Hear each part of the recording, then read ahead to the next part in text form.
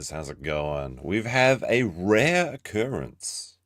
DSP has crawled out of his cave to talk to somebody that's not himself. This almost never happens because every time he does it, every time he trusts somebody, inevitably they betray him. But this is an interesting quandary for DSP because that makes it very hard for him to grow. Very hard for him to attract new pay pigs that are keeping him going. Now, I'm going to be honest, I don't know too much about DSP. And I don't know why people hate him so much. He just seems like a very cringe, like old boomer guy that lies a lot and spends all of his money on useless shit. Maybe that's part of the fun. But I don't think he's like the devil or anything, which some people seem to think that he is. But the attractive offer was that if he talks to Asmongold, who is one of the biggest creators on the internet at the moment, he might actually get a lot of attention and maybe he can make a new friend. But it seemed like after the Kino Casino arc where they betrayed him, he would never mix with anyone again. But he did a big interview today. We're going to see if Asmongold rats on him and tricks him. It's about an hour and 50 minutes, so we're going to have to watch on maybe 1.5 speed. We'll start off at 1.2, we'll see if it's not too crazy. But this is a long one. And if you catch a DSP any lies, be sure to let me know in the chat. All right, let's see. I'm doing great. How about you? I've seen... Oops, hold on.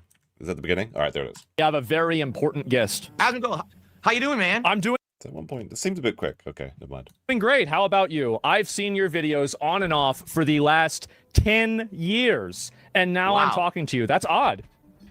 10 freaking years. Yeah. That's This is kind of funny, right off the bat, because Asmongold is like so ubiquitous on the internet. But even like talking to a figure like DSP is just a legendary moment because he's like an internet cryptid. This is like interviewing Bigfoot for some people. It's like the president of the internet, or at least the reaction channels, Asmongold, is interviewing Bigfoot. That's the only way to really explain this to people that don't know who these characters are. People that have like, people that aren't unemployed, people that do actually have jobs, you might have no idea who these people are. crazy that, you've been watching this stuff for that long. Now, hold on a second.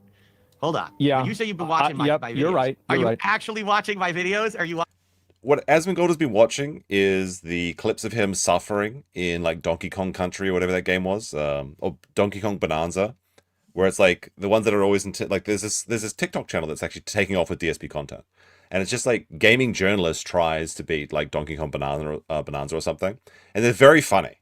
They're very short. They're very quick to the point. You don't need to know who he is to enjoy them. That's what Asmongold's been really watching, and I think DSP knows that. But here's the problem for DSP, is that he can't crash out, because this is such an opportunity for him.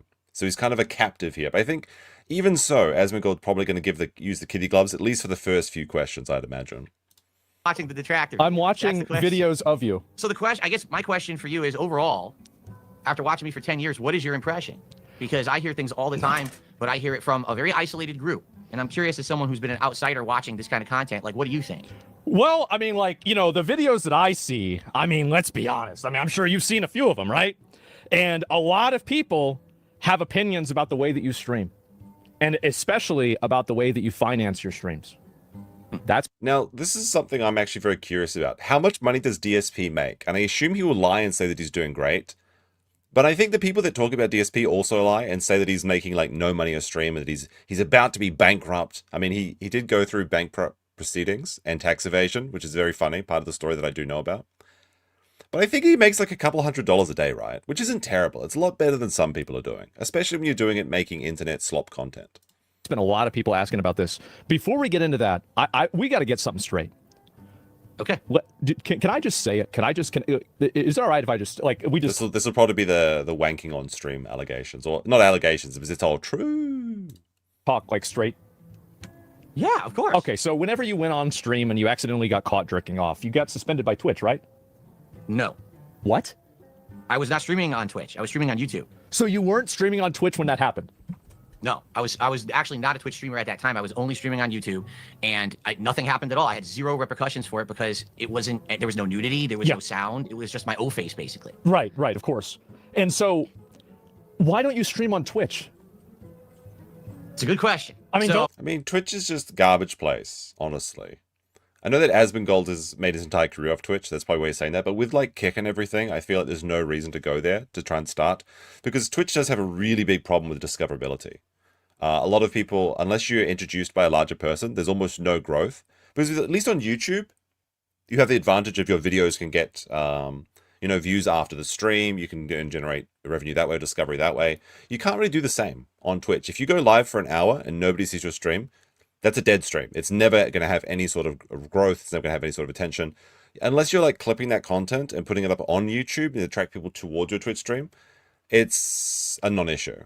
But with Kick, there's like it's like the new factor, so there is some potential there. And with it being like a named person like DSP, then sure, he might get a little bit of attention there. But I think Asmongold is really underselling like the actual potential of Twitch at this point. But I mean, even though he was wanking on stream and he got away with it on YouTube, people get like straight up fucked on Twitch. And they get like a 7-day suspension. It's crazy what you can get away with on Twitch. At least if you're a woman, I'll say that. Wouldn't you just make more money? Like, I mean, you're streaming on Kick, you're streaming on YouTube. Like, I mean, at least on Twitch, like, because here's the way I see it, right? Is that if you're streaming on Twitch, you can at least make some money from ads. But like, if you're streaming on YouTube, how the fuck do you make any money? Because like, you're gonna get like fucking super chats, maybe. I mean, I think all of DSP's money comes from the detractor super chats anyway, right? Like, it's like, I mean, I assume there are some people that indeed enjoy his content, but I'm pretty sure a solid 80% of his income is from people that hate him. And that would be the same on any platform. You do make ad revenue from YouTube's live streaming, but unless you've got like 1,000 concurrent viewers or something, it's almost negligible, to be honest. Jefferson C. Post with a 2 says DSP's issue is the overspending, as I understand it. Well, yeah, he does spend like $20,000 on like wrestling minigames and stuff. He says that he's not doing it, but it's very funny how people actually follow his account. Like they have like MI6 on the case, making sure that every time he spends a penny on Hogan pulls or whatever, they know about it. And it's crazy because a lot of YouTubers have like a paranoia, or a lot of content creators will say, because this goes across all the platforms. A lot of them have paranoia, like, you know, I'm being shadow banned, or YouTube's out to get me, or this, that, and the other thing. And it's just never true. It's just never true. The reality is that most people just aren't very interesting and they don't get any views at all, which is fine, you know, if you're making a living from it, you know, all good, all good. But DSP actually does have people out to get him in the craziest ways. Like, there was a guy who actually started working, or maybe he was already working at the internet company. I think it was Spectrum, which is kind of funny because, well, internet stuff. But he was actually turning off DSP's internet when he was streaming. So it was actually a conspiracy to shut down his streams.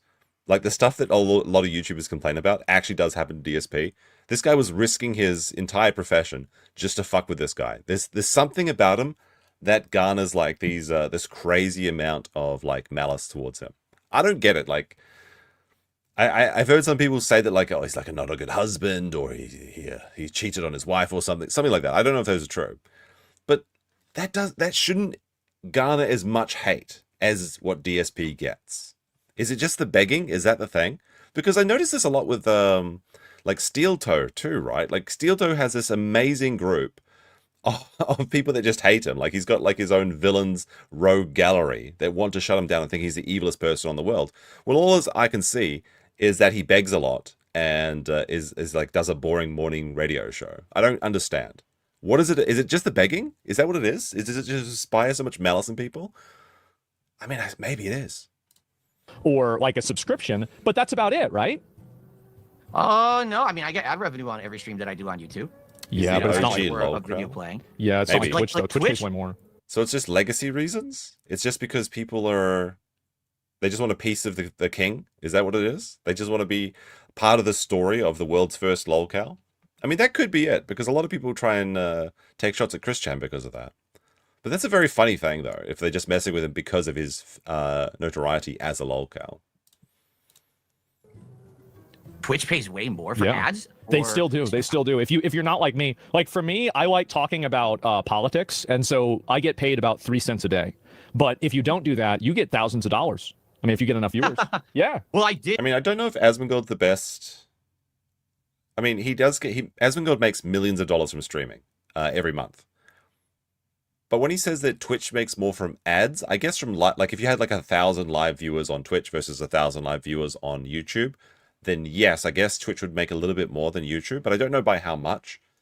But Twitch has like a few things, such as, well, first of all, like mandatory pre-roll ads to join a stream, which is actually garbage. I hate that. I think that you can set your amount of ads per hour on Twitch, but you can't set it to 0. which is really frustrating. And I think when we were looking at Pirate Software, he was talking about how he would try and set his ads to every like 15, 20 minutes so that they would not get pre-roll ads when you join the stream. Because that is just a nightmare. Like if I see a stream and I want to see what it's like and I have to watch an ad to get into it first, that immediately makes me just click off the site. That's why I don't use Twitch at all. Oops. But the difference between 1,000 live viewers an hour on Twitch and YouTube, I would say they're probably pretty similar. I mean, obviously with the gold going to Twitch eventually, but I don't think they'd be that far apart. I did stream on Twitch for a while. Why'd you stop? And, well, I stopped in 2021 because my detractors in 2021 actually put together this package of stuff that was like clips of me from over a decade before. So when I started, you know, I've been streaming since 2008. Okay, well, not streaming, excuse me. I've been a YouTuber since 2008. And back then, it was the Wild West, and everyone said and did whatever they wanted to try to get like shock value out of the audience. You know, back then my audience was all teenagers, so I'm doing like over-the-top sexualized dialogue about women's tits in the video game all the time, and I'm doing racial commentary, like racial jokes and stuff like that. Yeah, I did that a couple days ago. Well, there you go. See, I did it 15 years ago, and people found it back then funny. Today they find it offensive. No, they don't. I mean, well, this is true. Like Asmongold has just said, people don't actually find this offensive at all. They just want something to be mad about. That is very true. But I think I remember what he's talking about, because I have seen some of these clips, and that was like the Dead Space where he's going around pretending to be like a Nazi Jew hunter. Those are kind of funny, honestly. It is a little bit over the top. He does get a little bit into it, but being offended by that sort of stuff is just ridiculous. Like, people need to stop. And so, well, you're right, but at the same time, you got to bring those back. Culture aspect. Yeah, no, there are annoying Karens on the internet that are like that. You're right. No, it's true. And in 2008, they were not on the internet, and now they are. We should have kept the internet harder. But like, unironically, if DSP goes to Twitch and he brings back the Nazi Jew hunter streams, he might do pretty good these days, considering the landscape, especially in BreadTube. That's right. Yes. So in 2021, my detractors put together this package of like clips from 2010. You know, there was this one time I did a little demo playthrough of a game called Dead Space 2. You probably have heard of it. That's the one I've seen. And I made Nazi jokes. Terrible, right? But I made Nazi jokes. So they take that, and then they take a comment about me saying something, something racial about Asians or something, and it's all like 15 years old. What did he say about Asians? Was it just like driving or something, or are we talking like turning left, like Family Guy jokes, like how many lanes do I need to signal for? None. Okay, good luck everybody else. Are we talking about eating cats and things like that? What do you mean? Or is he just doing the R&L thing? What is the Asian thing he made? I'm kind of curious now. And they sent it to everyone. They sent it to Teespring, I had a partnership with. They sent it to the Twitch partner program team. They sent it to everyone. And in 2021 context, all these teams looked at this and said, oh, this guy's a horrible racist bigot. And like overnight in like 2021, I got kicked out of everything. I got kicked out of the Twitch partner program. I got kicked off Teespring. I got kicked off of every one of these pop-up services. You know how you get pop-ups on your stream for contributions? They all canceled me. They all said, oh, you're offensive. You're canceled. And I'm like, for what? Like, what did I do? And they'd be like, oh, well, you said hateful things. What did I say? Because I haven't done this kind of content since like 2010. Yeah. So what the hell are you talking about? And Twitch specifically, their lawyers wrote me back and said, oh, we actually don't have any legal obligation to say what you did wrong. And we're actually not going to tell you what you did wrong at all. This is actually what Twitch does particularly worse than a lot of other companies, or the YouTube does it too, is they want to remove you without telling you the reason for. Because then they don't have to argue with you. Like if you say, well, you were banned because you made Nazi jokes or you made jokes about Jews, then you could say, well, Hassan is always talking about death to Israel and stuff like that, or death to politicians. And then you could actually have an argument. That's why they don't tell you specifically. It's a big time saver. Just don't even entertain the argument that you didn't do something wrong. Now, I think that Twitch does something really annoying where they force you to apologize or delete this stream. Or maybe that's something else. No, wait, that's Twitter. Twitter used to do that. You used to have to admit defeat by deleting your tweet before they would unban you if you got suspended. I thought that Twitch did something similar in the early years, but maybe I'm wrong. If you want to reapply for the partner program, come back in a year, but too bad. Okay. And I was like, how could I ever improve my content, make sure that I'm in line with your platform's terms of service if you don't tell me what I actually did wrong? And their attitude was, we don't care. Too bad. And I was like, all right, well, I'll see if I can still make some money streaming on Twitch even without the partner program. So for about another month, I was streaming on Twitch, and I was just trying to take in like tips and contributions and stuff like that. One day I'm streaming the game Returnal. You remember that game? Yes. And you remember how high action that game was. Like there's shit. It was a lot of shit going on. Yeah. Very frenetic. So in the middle of me playing it, I'm reading something off the screen and I get attacked from the side and I'm like, oh shit, blah, blah, blah. And I like got tongue tied. Did you accidentally say the N-word? No, It sounded almost like I did, but I definitely didn't say it because I was reading the screen. You could see what I was actually trying to say. I mean, people fall for this all the time, okay? And sometimes you get away with it, sometimes you don't. That's how it be. But like, it's kind of interesting because like Asmongold is known as the Roach King, but it's kind of like DSP is also the Roach King, even though he's also the Beggar King, because he just has this incredible ability to survive and keep going. Like, most people, when they get demonetized or they get banned off one platform, they just give up. DSP has been doing this for, like, what is it, 20 years now? Something like that? What do you say, 2009? Was it 2009? So almost 20 years. That's crazy. He's been able to survive somehow. So he must be doing something right. That's the question, right? I got interrupted. Yeah. Roach King versus Pig Roach, that's better. And I'm like, how could you suspend me? I didn't do anything. Oh, well, you said the N-word. I was like, no, I didn't. Watch it back. Within an hour, they unsuspended me. Yeah.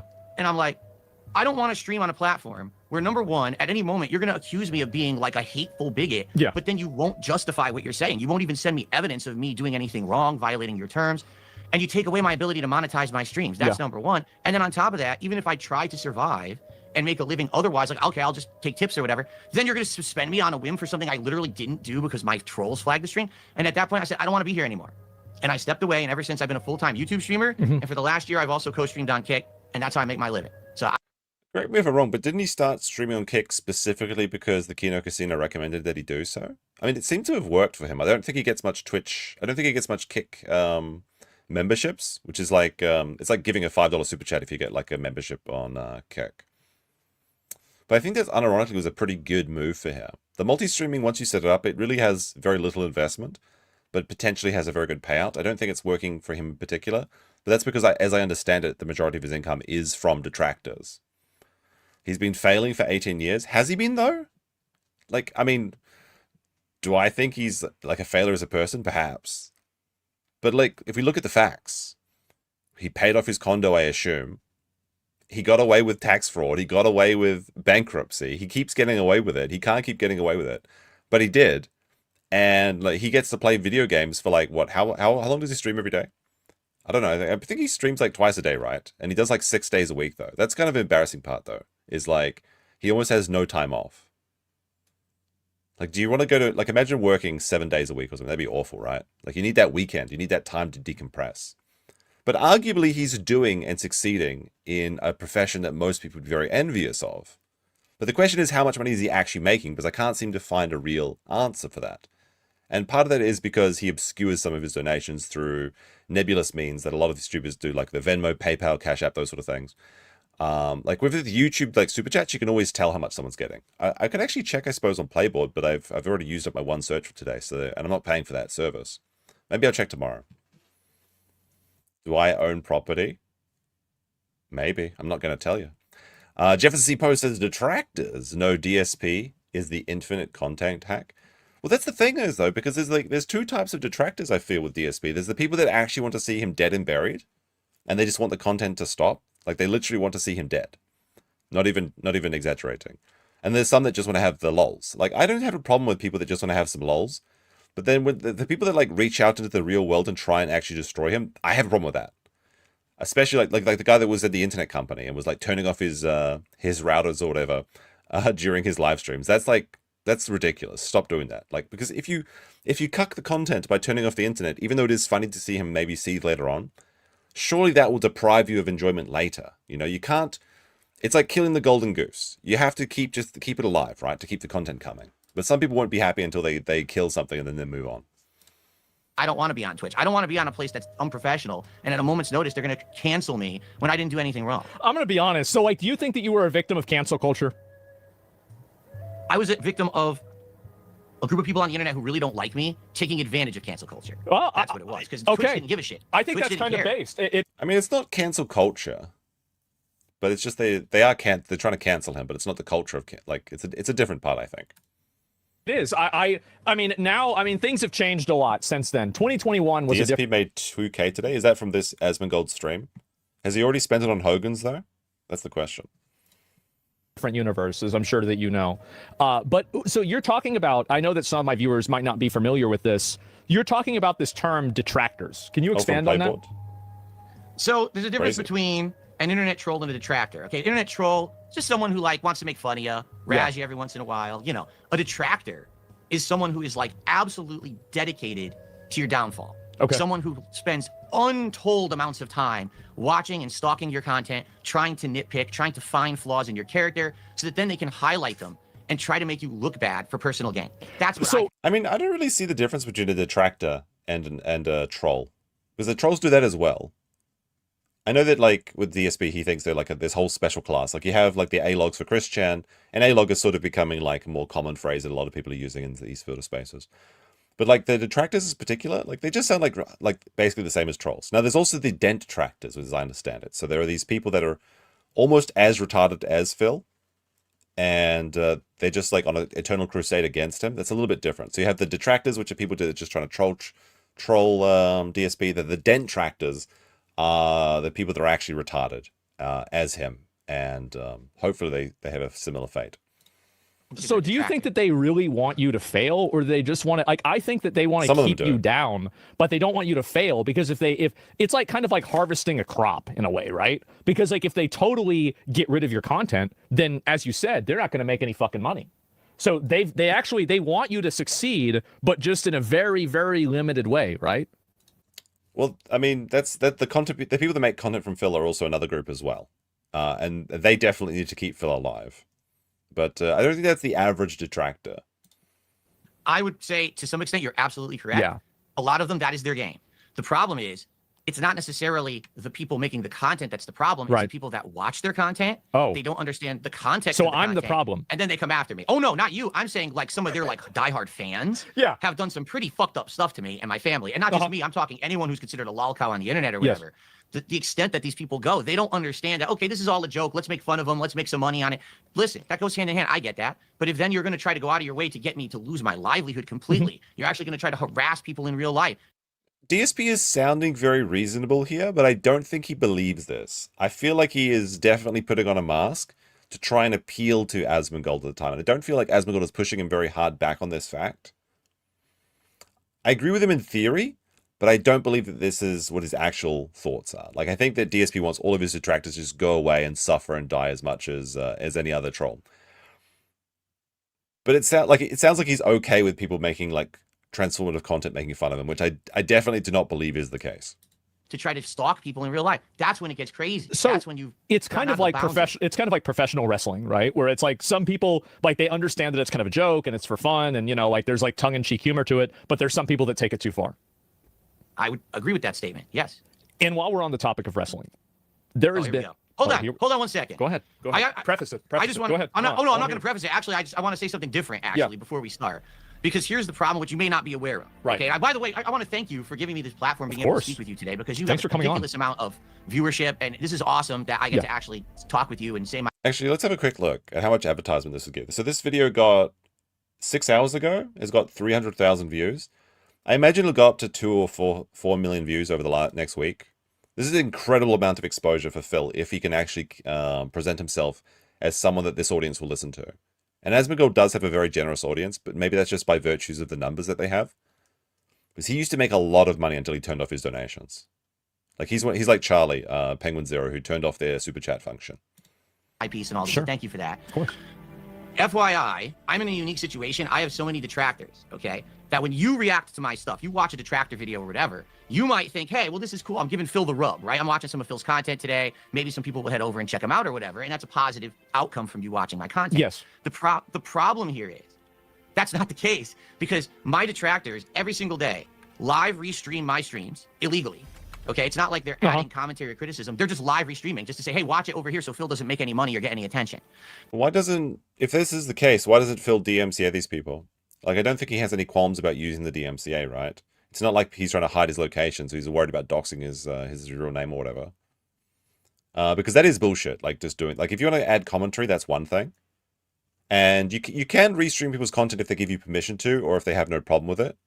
Asmongold is very much like that, which is very neat for the purpose of this stream, even though we are making it transformative by injecting commentary and criticism.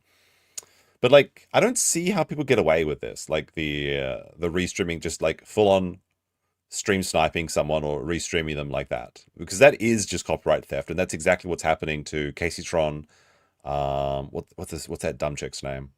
Frogan and Denim. I mean, I guess it could have been anyone. Carlos gifted 1 membership. Thank you very much. Much appreciated. You're restreaming me now to D Live now. Send me all your lemons. Well, hopefully you get the lemon bikini or whatever it was. Isn't that the best one? They steal my content. Right now, they're ripping this video, and they will have it on their channel before I can have it live on mine. So the problem is, you watch the content, and they say, oh, DSP, let me go find them. And they go to YouTube, they type in DSP, and all they get in the search is my detractor. It's about you being... This is also, like, this sounds like a problem. Like, this is wrong, what they're doing to him. They're actually stealing his content. And you might say, well, fuck him. That's fine. That's up to your, you know. But what they are doing is wrong. They are stealing from DSP. But this is also like a skill issue. Even though like DSP shouldn't be a victim of this, if your content is better on somebody else's channel, that is a skill problem. That's a big problem. Idiot, basically, right? They can never find my channel. Yeah. Like, there was a case in point earlier this year. There was a guy in the fighting game community. He had heard one of my takes on... Actually, I'll add a little bit more to that. Because Tankrat just gifted 10 subs. Let's go. Like, clip channels are a great example of this. Because a lot of people will watch my content only on, like, Alyssa Clips' channel, for example. And I'm perfectly fine with that. But that is, that's essentially a skill issue on my part. I don't really have the time or the interest in clipping up my longer streams into smaller bite-sized 10-minute chunks or 20-minute chunks or whatever Alyssa does. So some people are not going to watch it because they don't want to watch a 2 or 3 hour live stream. That's perfectly fine. So if Alyssa can beat me at my own game by doing that, then that's a skill issue on my part. But it's kind of like it's also like a symbiotic relationship, I feel. So I'm not too worried about it, and I'm not concerned about the ad revenue that Alyssa brings in from that, because it's also like free advertisement. But like if I wanted to corner the market, and I was putting up clips of my own content on my own channel or on a clip channel, and Alyssa was beating me at my game, that would be a me problem. But now I've let Alyssa. I mean. I already told her that she can straight up just upload whatever she wants because I'm perfectly fine with it. But that's, I think, a very good example. But like if it's the whole live stream, that is a really big problem for Phill, in my opinion.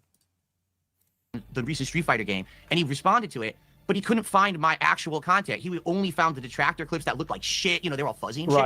And he's like, I want to talk to Phill. Raw Phill on YouTube had 2K live viewers alone restreaming DSP. That's crazy. Like, was Phil's stream just not getting it? Like, surely he was restreaming this to YouTube at the same time. That, like, unironically, Phill should probably think about issuing a DMC on that sort of stuff, because, like, if the only reason that they're watching the content on I don't know who Raw Phill is. I guess, like, it's just like a detractor or whatever. But, like, if the only reason they're watching on Raw Phil's channel is because they want to deprive Phill of that revenue, then that is copyright theft. I don't know how to say it. Now, if he was adding like sound effects, or if he was doing silly things, you know, or he was like entertaining his audience in a different way, then yeah, that could be an argument for transformative. But that sounds like straight up just almost sympathetic to Phill, even though I probably shouldn't. You tell me why I'm wrong to feel sympathetic about Phill, chat. Can anyone tell me what his real channel is? And no one could. No one could even tell him my real channel. So well, I just searched DSP myself. So DSP tries it Memeology 101. Is this your main channel? That's crazy that, like, because Memeology has like almost 40,000 subscribers. That is insane, actually. It's not your main channel. But it doesn't Memeology do like insanely transformative content though? Channel. Okay, let's scroll down. How about Raw Phill? Is that your main channel? Oh, okay. So yeah, this is the one you guys were talking about. This, you can actually see here that at this point in the video, where the interview's been going for 11 minutes, it has 1,700 people watching. That is insane. That's actually some good numbers, depending on how long this was. I think this was cut down, so I assume the original interview was a bit longer than this.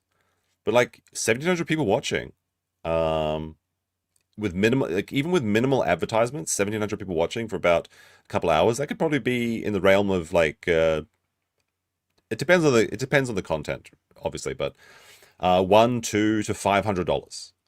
That could be in Phil's pocket right now. And like that's great in his goal, right? Because he's trying to get like what, $300 a day.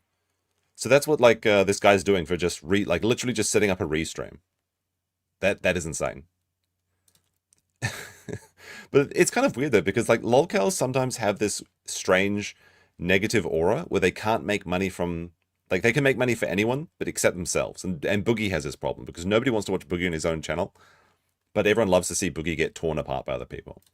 Stop Moss with a 5 says, Raw Phill is for the chat because Phill will ban anyone for the pettiest reasons. Well, there you go. That's the skill issue that I was talking about. Phill created an environment where people left his channel and now someone else is reaping the rewards. So even though that is still copyright theft, because chat does not, like, having chat does not make it transformative. Like, you can't just stream, oh, I'm streaming the Avengers, but I've got the chat turned on, so it's not a transformative experience. But then again, you can't feel too bad for Phill in this situation, because he did drive those people away. So that is, again, that's the skill issue on Phil's part. Nope. But thank you for the context. Okay, well, here's another one. I even recognize this name, Duty Streams. This one also isn't your main channel either, right? Nope. These are all my detractors. Okay. Duty's like the main detractor, right? I've definitely heard his name before.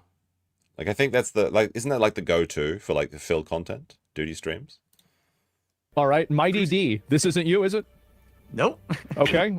Let's see. Okay, Robust Urban Garlic. All right. This is again not you. All right. I don't think so. So I think that you're actually right about this. I don't. Where the Snort Burnell? Snort Burnell. That's you. No. But I feel like, I mean, I don't know who Snort Burnell is, but I'm pretty sure he does like transformative content as well. I definitely see one guy that does really funny transformative content. Who is it? Who they give like DSP like a kid's voice? It's so funny because he's like, it actually just sounds like a child having a tantrum when he's like complaining about how he's not getting his way. I don't know who that guy is, but that's some really funny. They're like using AI to like completely replace his voice with a child's voice. And maybe that's to get around copyright or something. I don't know. But that is very funny, the way he does it. And I think there's another one that does that, where it's like a zesty woman voice or something. Is that H-Bomb?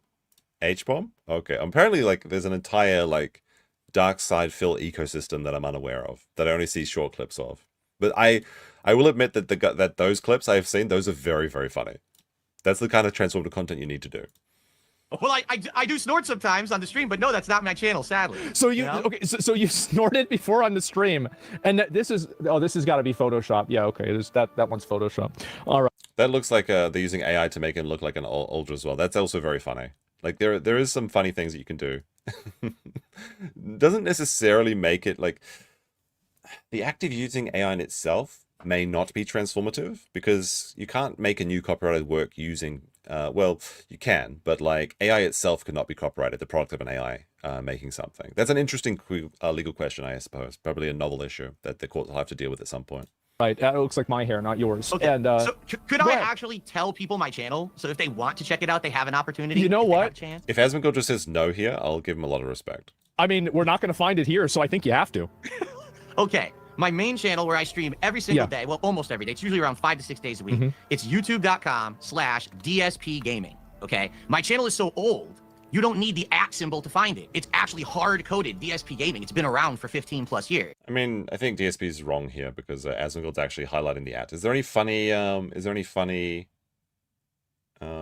Wait, was Asmongold searching for Emperor June, the music, the OTS? Because it's a good soundtrack for that game.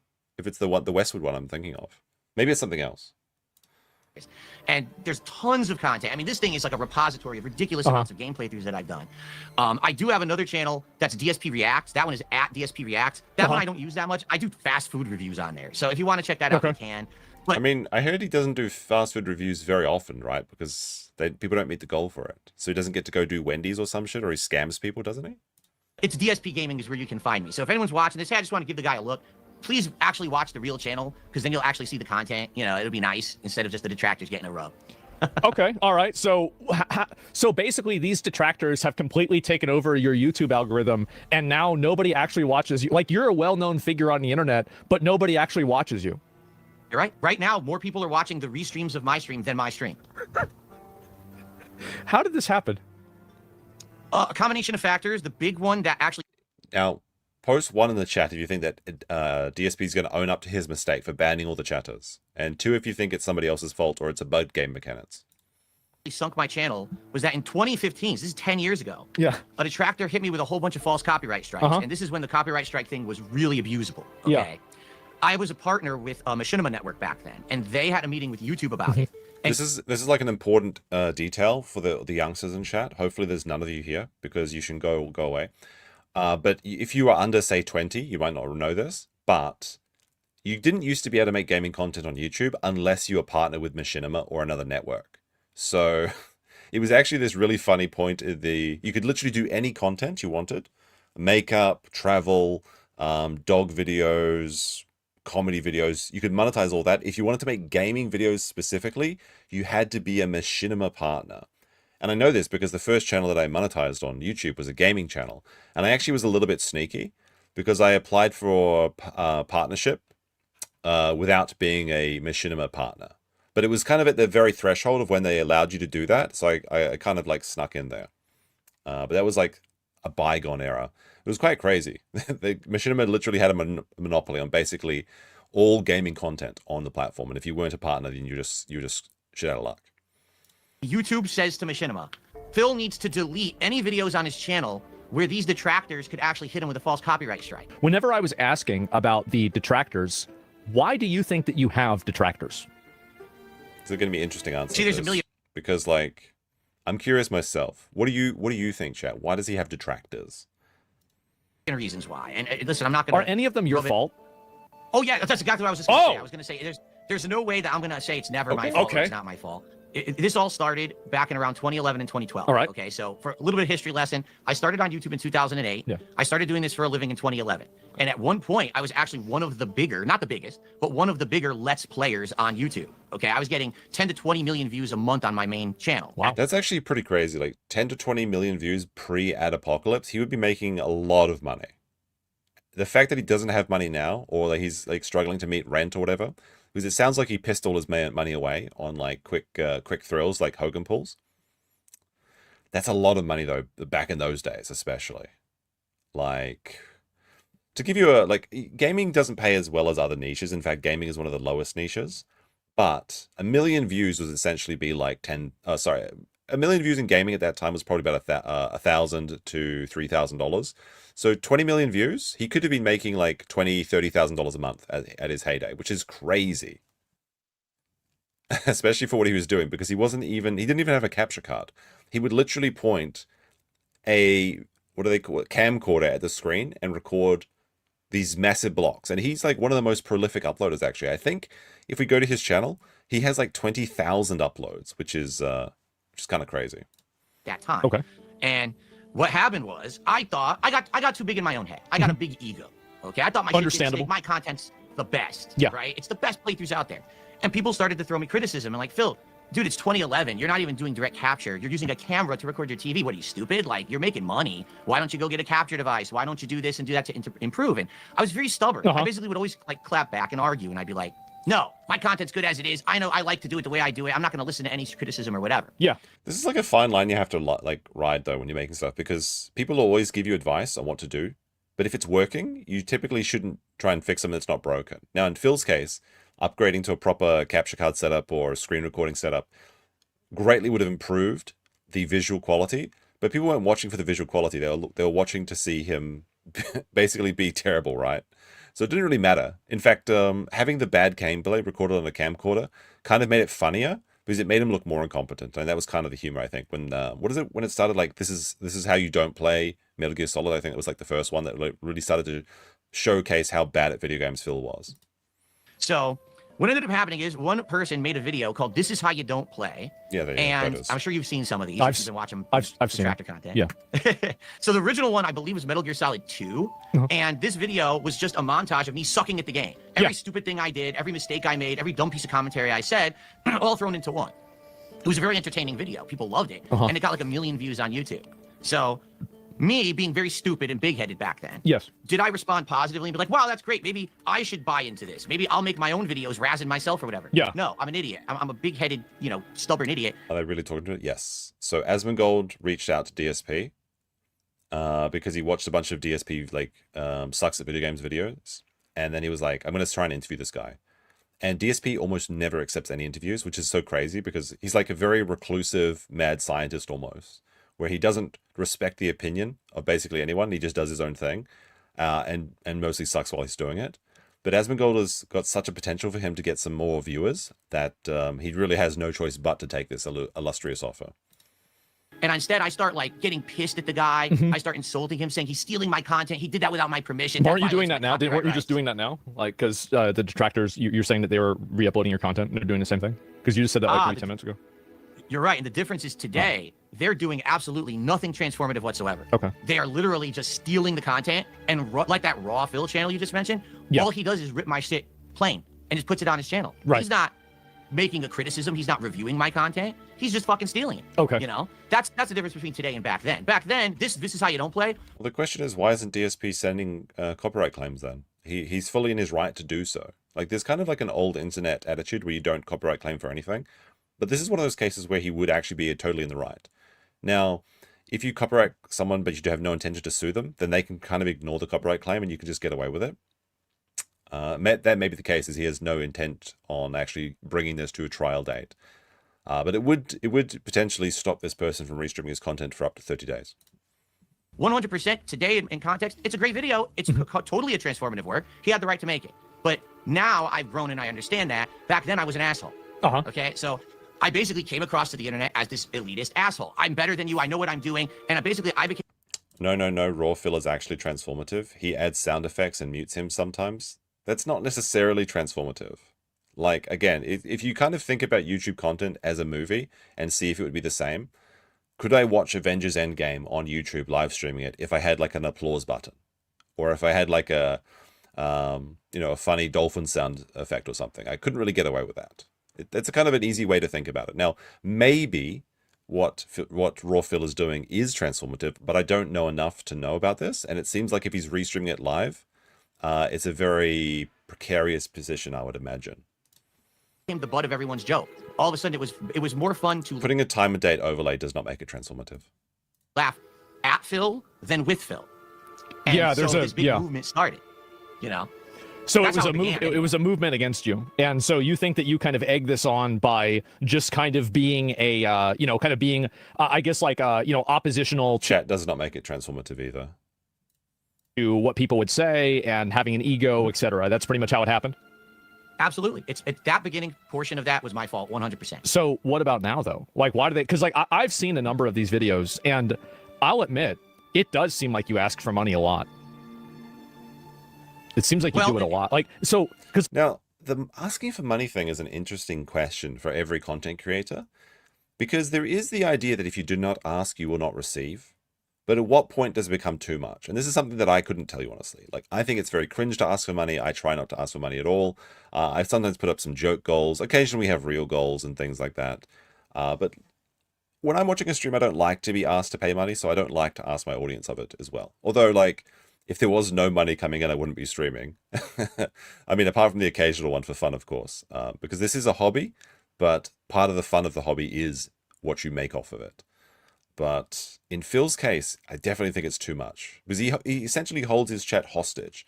Maybe the chat enjoys it, I don't know. Like, some people are into that, like, findom sort of thing, but who knows? I beg for likes, this is true. This is very, very true. I beg... That's the only thing I ask for, is that you like or dislike the stream. Give it some interaction, I'll be happy. But that's free, surely. like, for example, here's the thing. Well, like, okay, go ahead. So there was a donation goal for you to wear a hat. Yes. Yes. Yes. So, go, please continue. Continue You can what? expand Yes, on there that. was a donation goal for a hat. So how does that work, right? How much money was it? What kind of hat was it? Was the chat able to decide it? How does a hat goal work? I had tiered rewards for a few years. What do you mean you don't want money? I didn't say that. I want money. I want money. I just don't like asking for money. But thank you for the 2 Singaporean. Much appreciated. Beg harder? No, but it's cringe. Maybe that's why I'll never be successful in the streaming game. There, I'd say 3-4 years almost. Yeah. Probably, where every stream I would have, like, if I hit a certain threshold of support, I would put on a hat of your choice. I would put on a vest of your choice. The vest was a big one. Oh, the vest gold's For a long fun. time, I was The vest gold is legendary. Like, that's the funniest thing. Like, he puts on a vest when he reaches like $200 or something. That is just so, like, it's so outrageous. It's funny. It almost comes around. The goal, and I would put on a vest, and people freaked out. Yeah. I had like 10 different vests that I would put on during the stream. The running joke was, when you go tune into one of these booby streamers, right? You give them money, and they're gonna take clothes off. They're gonna jump in a hot tub. Well, DSP does it the other way. You give me money, I'm gonna put shit on. Okay, all right, I like that. Who do you respect more, DSP or booby streamers? That sounds You're good. paying Makes me to sense. cover up. So the DSP's vest streak comes to a miserable end. This is from 5 years ago. So you've been doing these vest streaks for a while.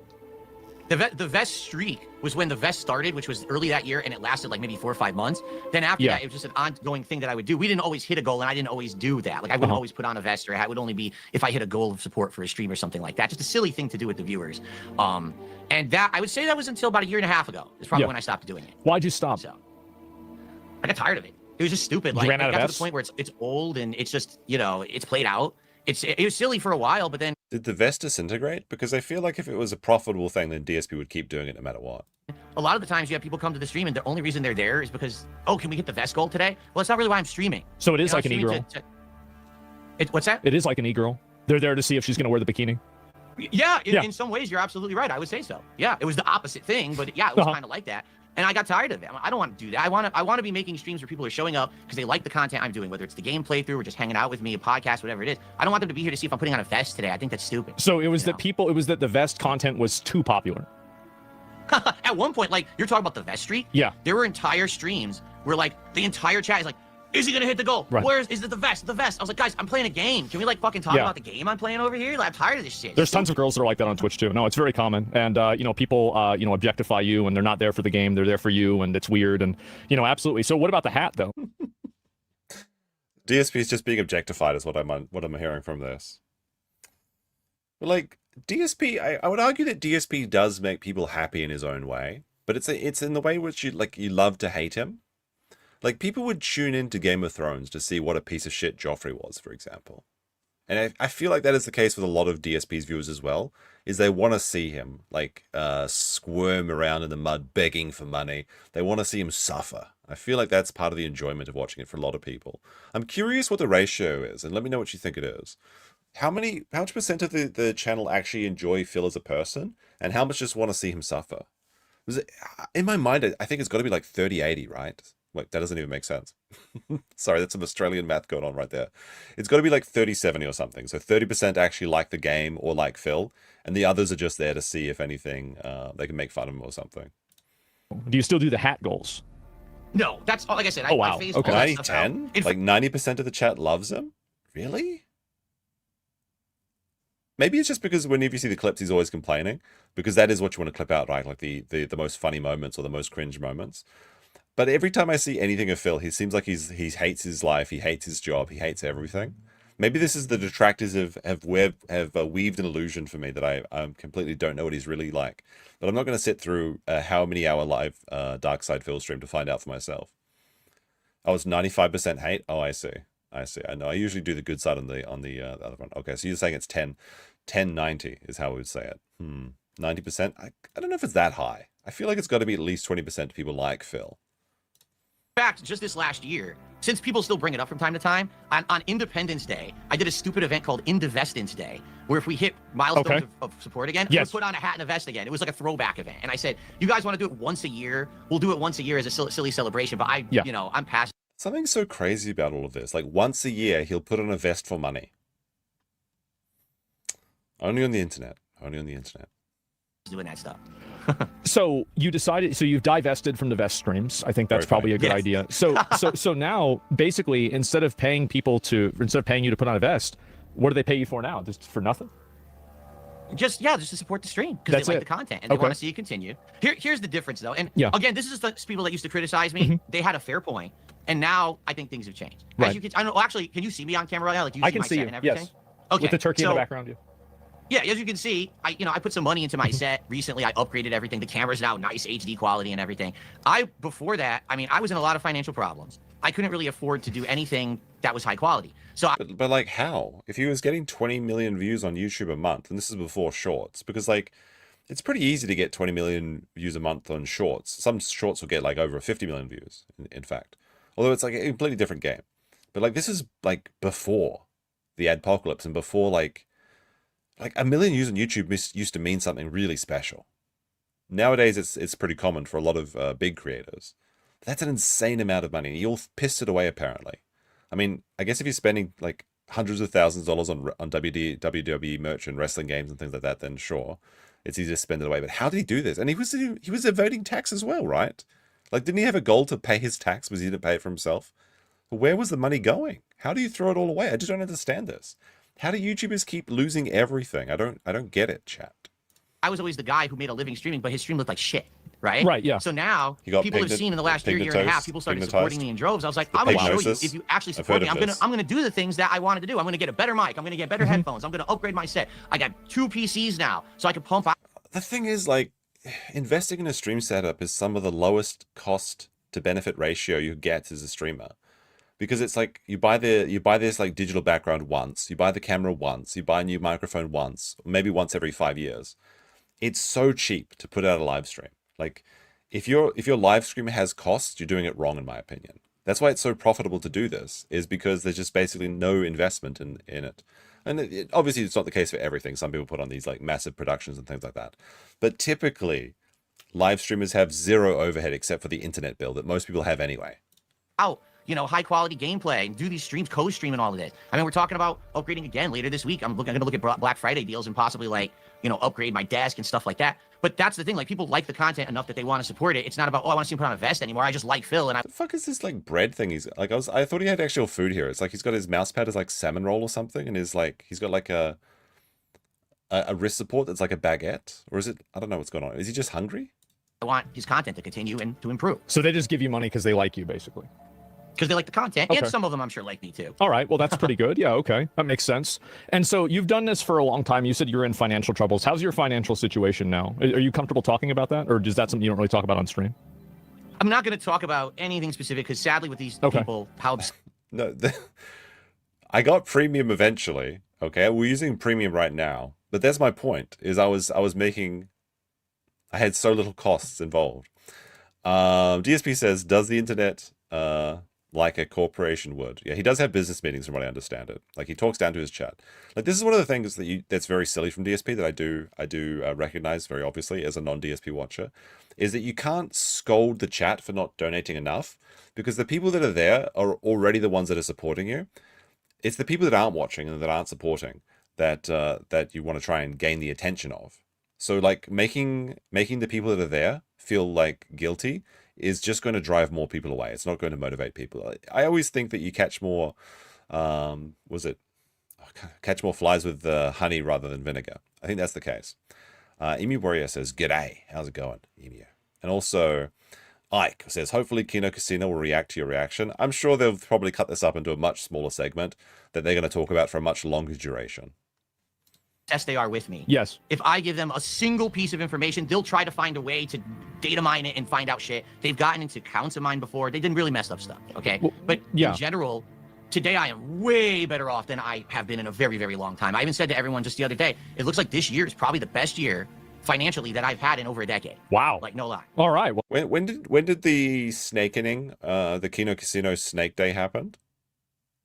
Because I know that when he was on the casino's good side, and maybe it was a work from the beginning, maybe they actually just got tired of him, I don't know. I think that was a really interesting arc, honestly, when they were like pretending to be friends with Phill. But he probably got a lot of support from their audience, right? So if that was this year, or this financial year, was that March this year? So it would have been this year. So this is largely, he's talking about the Kino Casino success, right? Which is very funny, because he'll never admit that. Well, that's pretty good. So speaking of accounts and everything, there's been a lot of people that looked into a WWE wrestling gotcha game account, and they think that it's your account. I think the name of it, if I remember correctly, because I saw the video on it, I'll admit, was called Down from the Rafters. Is this something that you did? Yes. Well, I'll tell the whole story for you. Go ahead. Right, this way. All right. The audience will hear it and actually get the real story. So yeah, WWE Champions is one of many mobile games that I've played over the years. Okay, I actually played some before, like WWE Supercard. That was another one that I spent a lot of money on. How much? And this is in Supercard, I don't know. See, the thing is, I've never added it together. It's thousands. How much is it really, Chad? Is it like $100,000? On thousands of dollars. Well, I'll just say that right now. Thousands could be 400,000. It could be 3,000. It's definitely not 400,000. That's for sure. But like, if you had to give a guess, you know, I would have nothing if I spent $400,000 on these games. Okay. Okay. But you know, yeah, it's definitely. I feel like Asmongold had to push here, but maybe he understands that if he goes too hard, that it does DSP will leave if he's too strict here. But I really think that I would have liked to have heard the answer to that question. Only thousands and thousands of dollars. I don't know. I never sit down and look and add it together or anything like that. If you had to guess. But oh, he's going back. You really want me to guess? I want you to guess. Okay. All right. I rescind my comment on that. All right. Okay. Let's put it in perspective. When I used to play WWE Supercard, okay, to even get the reward at the end of the event, to complete the event, you had to spend something like $700. So they made you spend I'm not money. kidding. You had to. What do you mean they made me? No, I chose to spend. Okay, okay, all right, good. All right, because I've seen some gacha games, right? Well, you get some people in that Genshin Impact game, they think that they're in love with the characters, so you can never be sure. All right, go ahead, continue. No. This is unironically true. I know somebody that plays Genshin Impact, and it's very sad.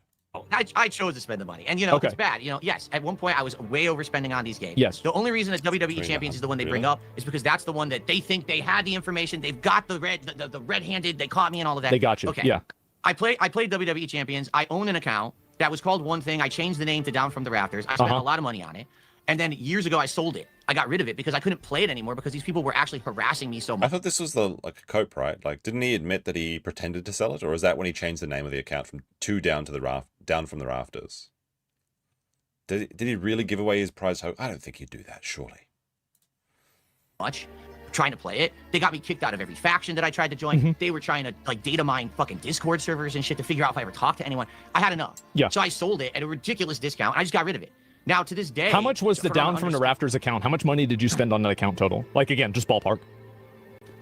I heard 100K. Okay, let's think. I'll try to ballpark you. I will. $10,000.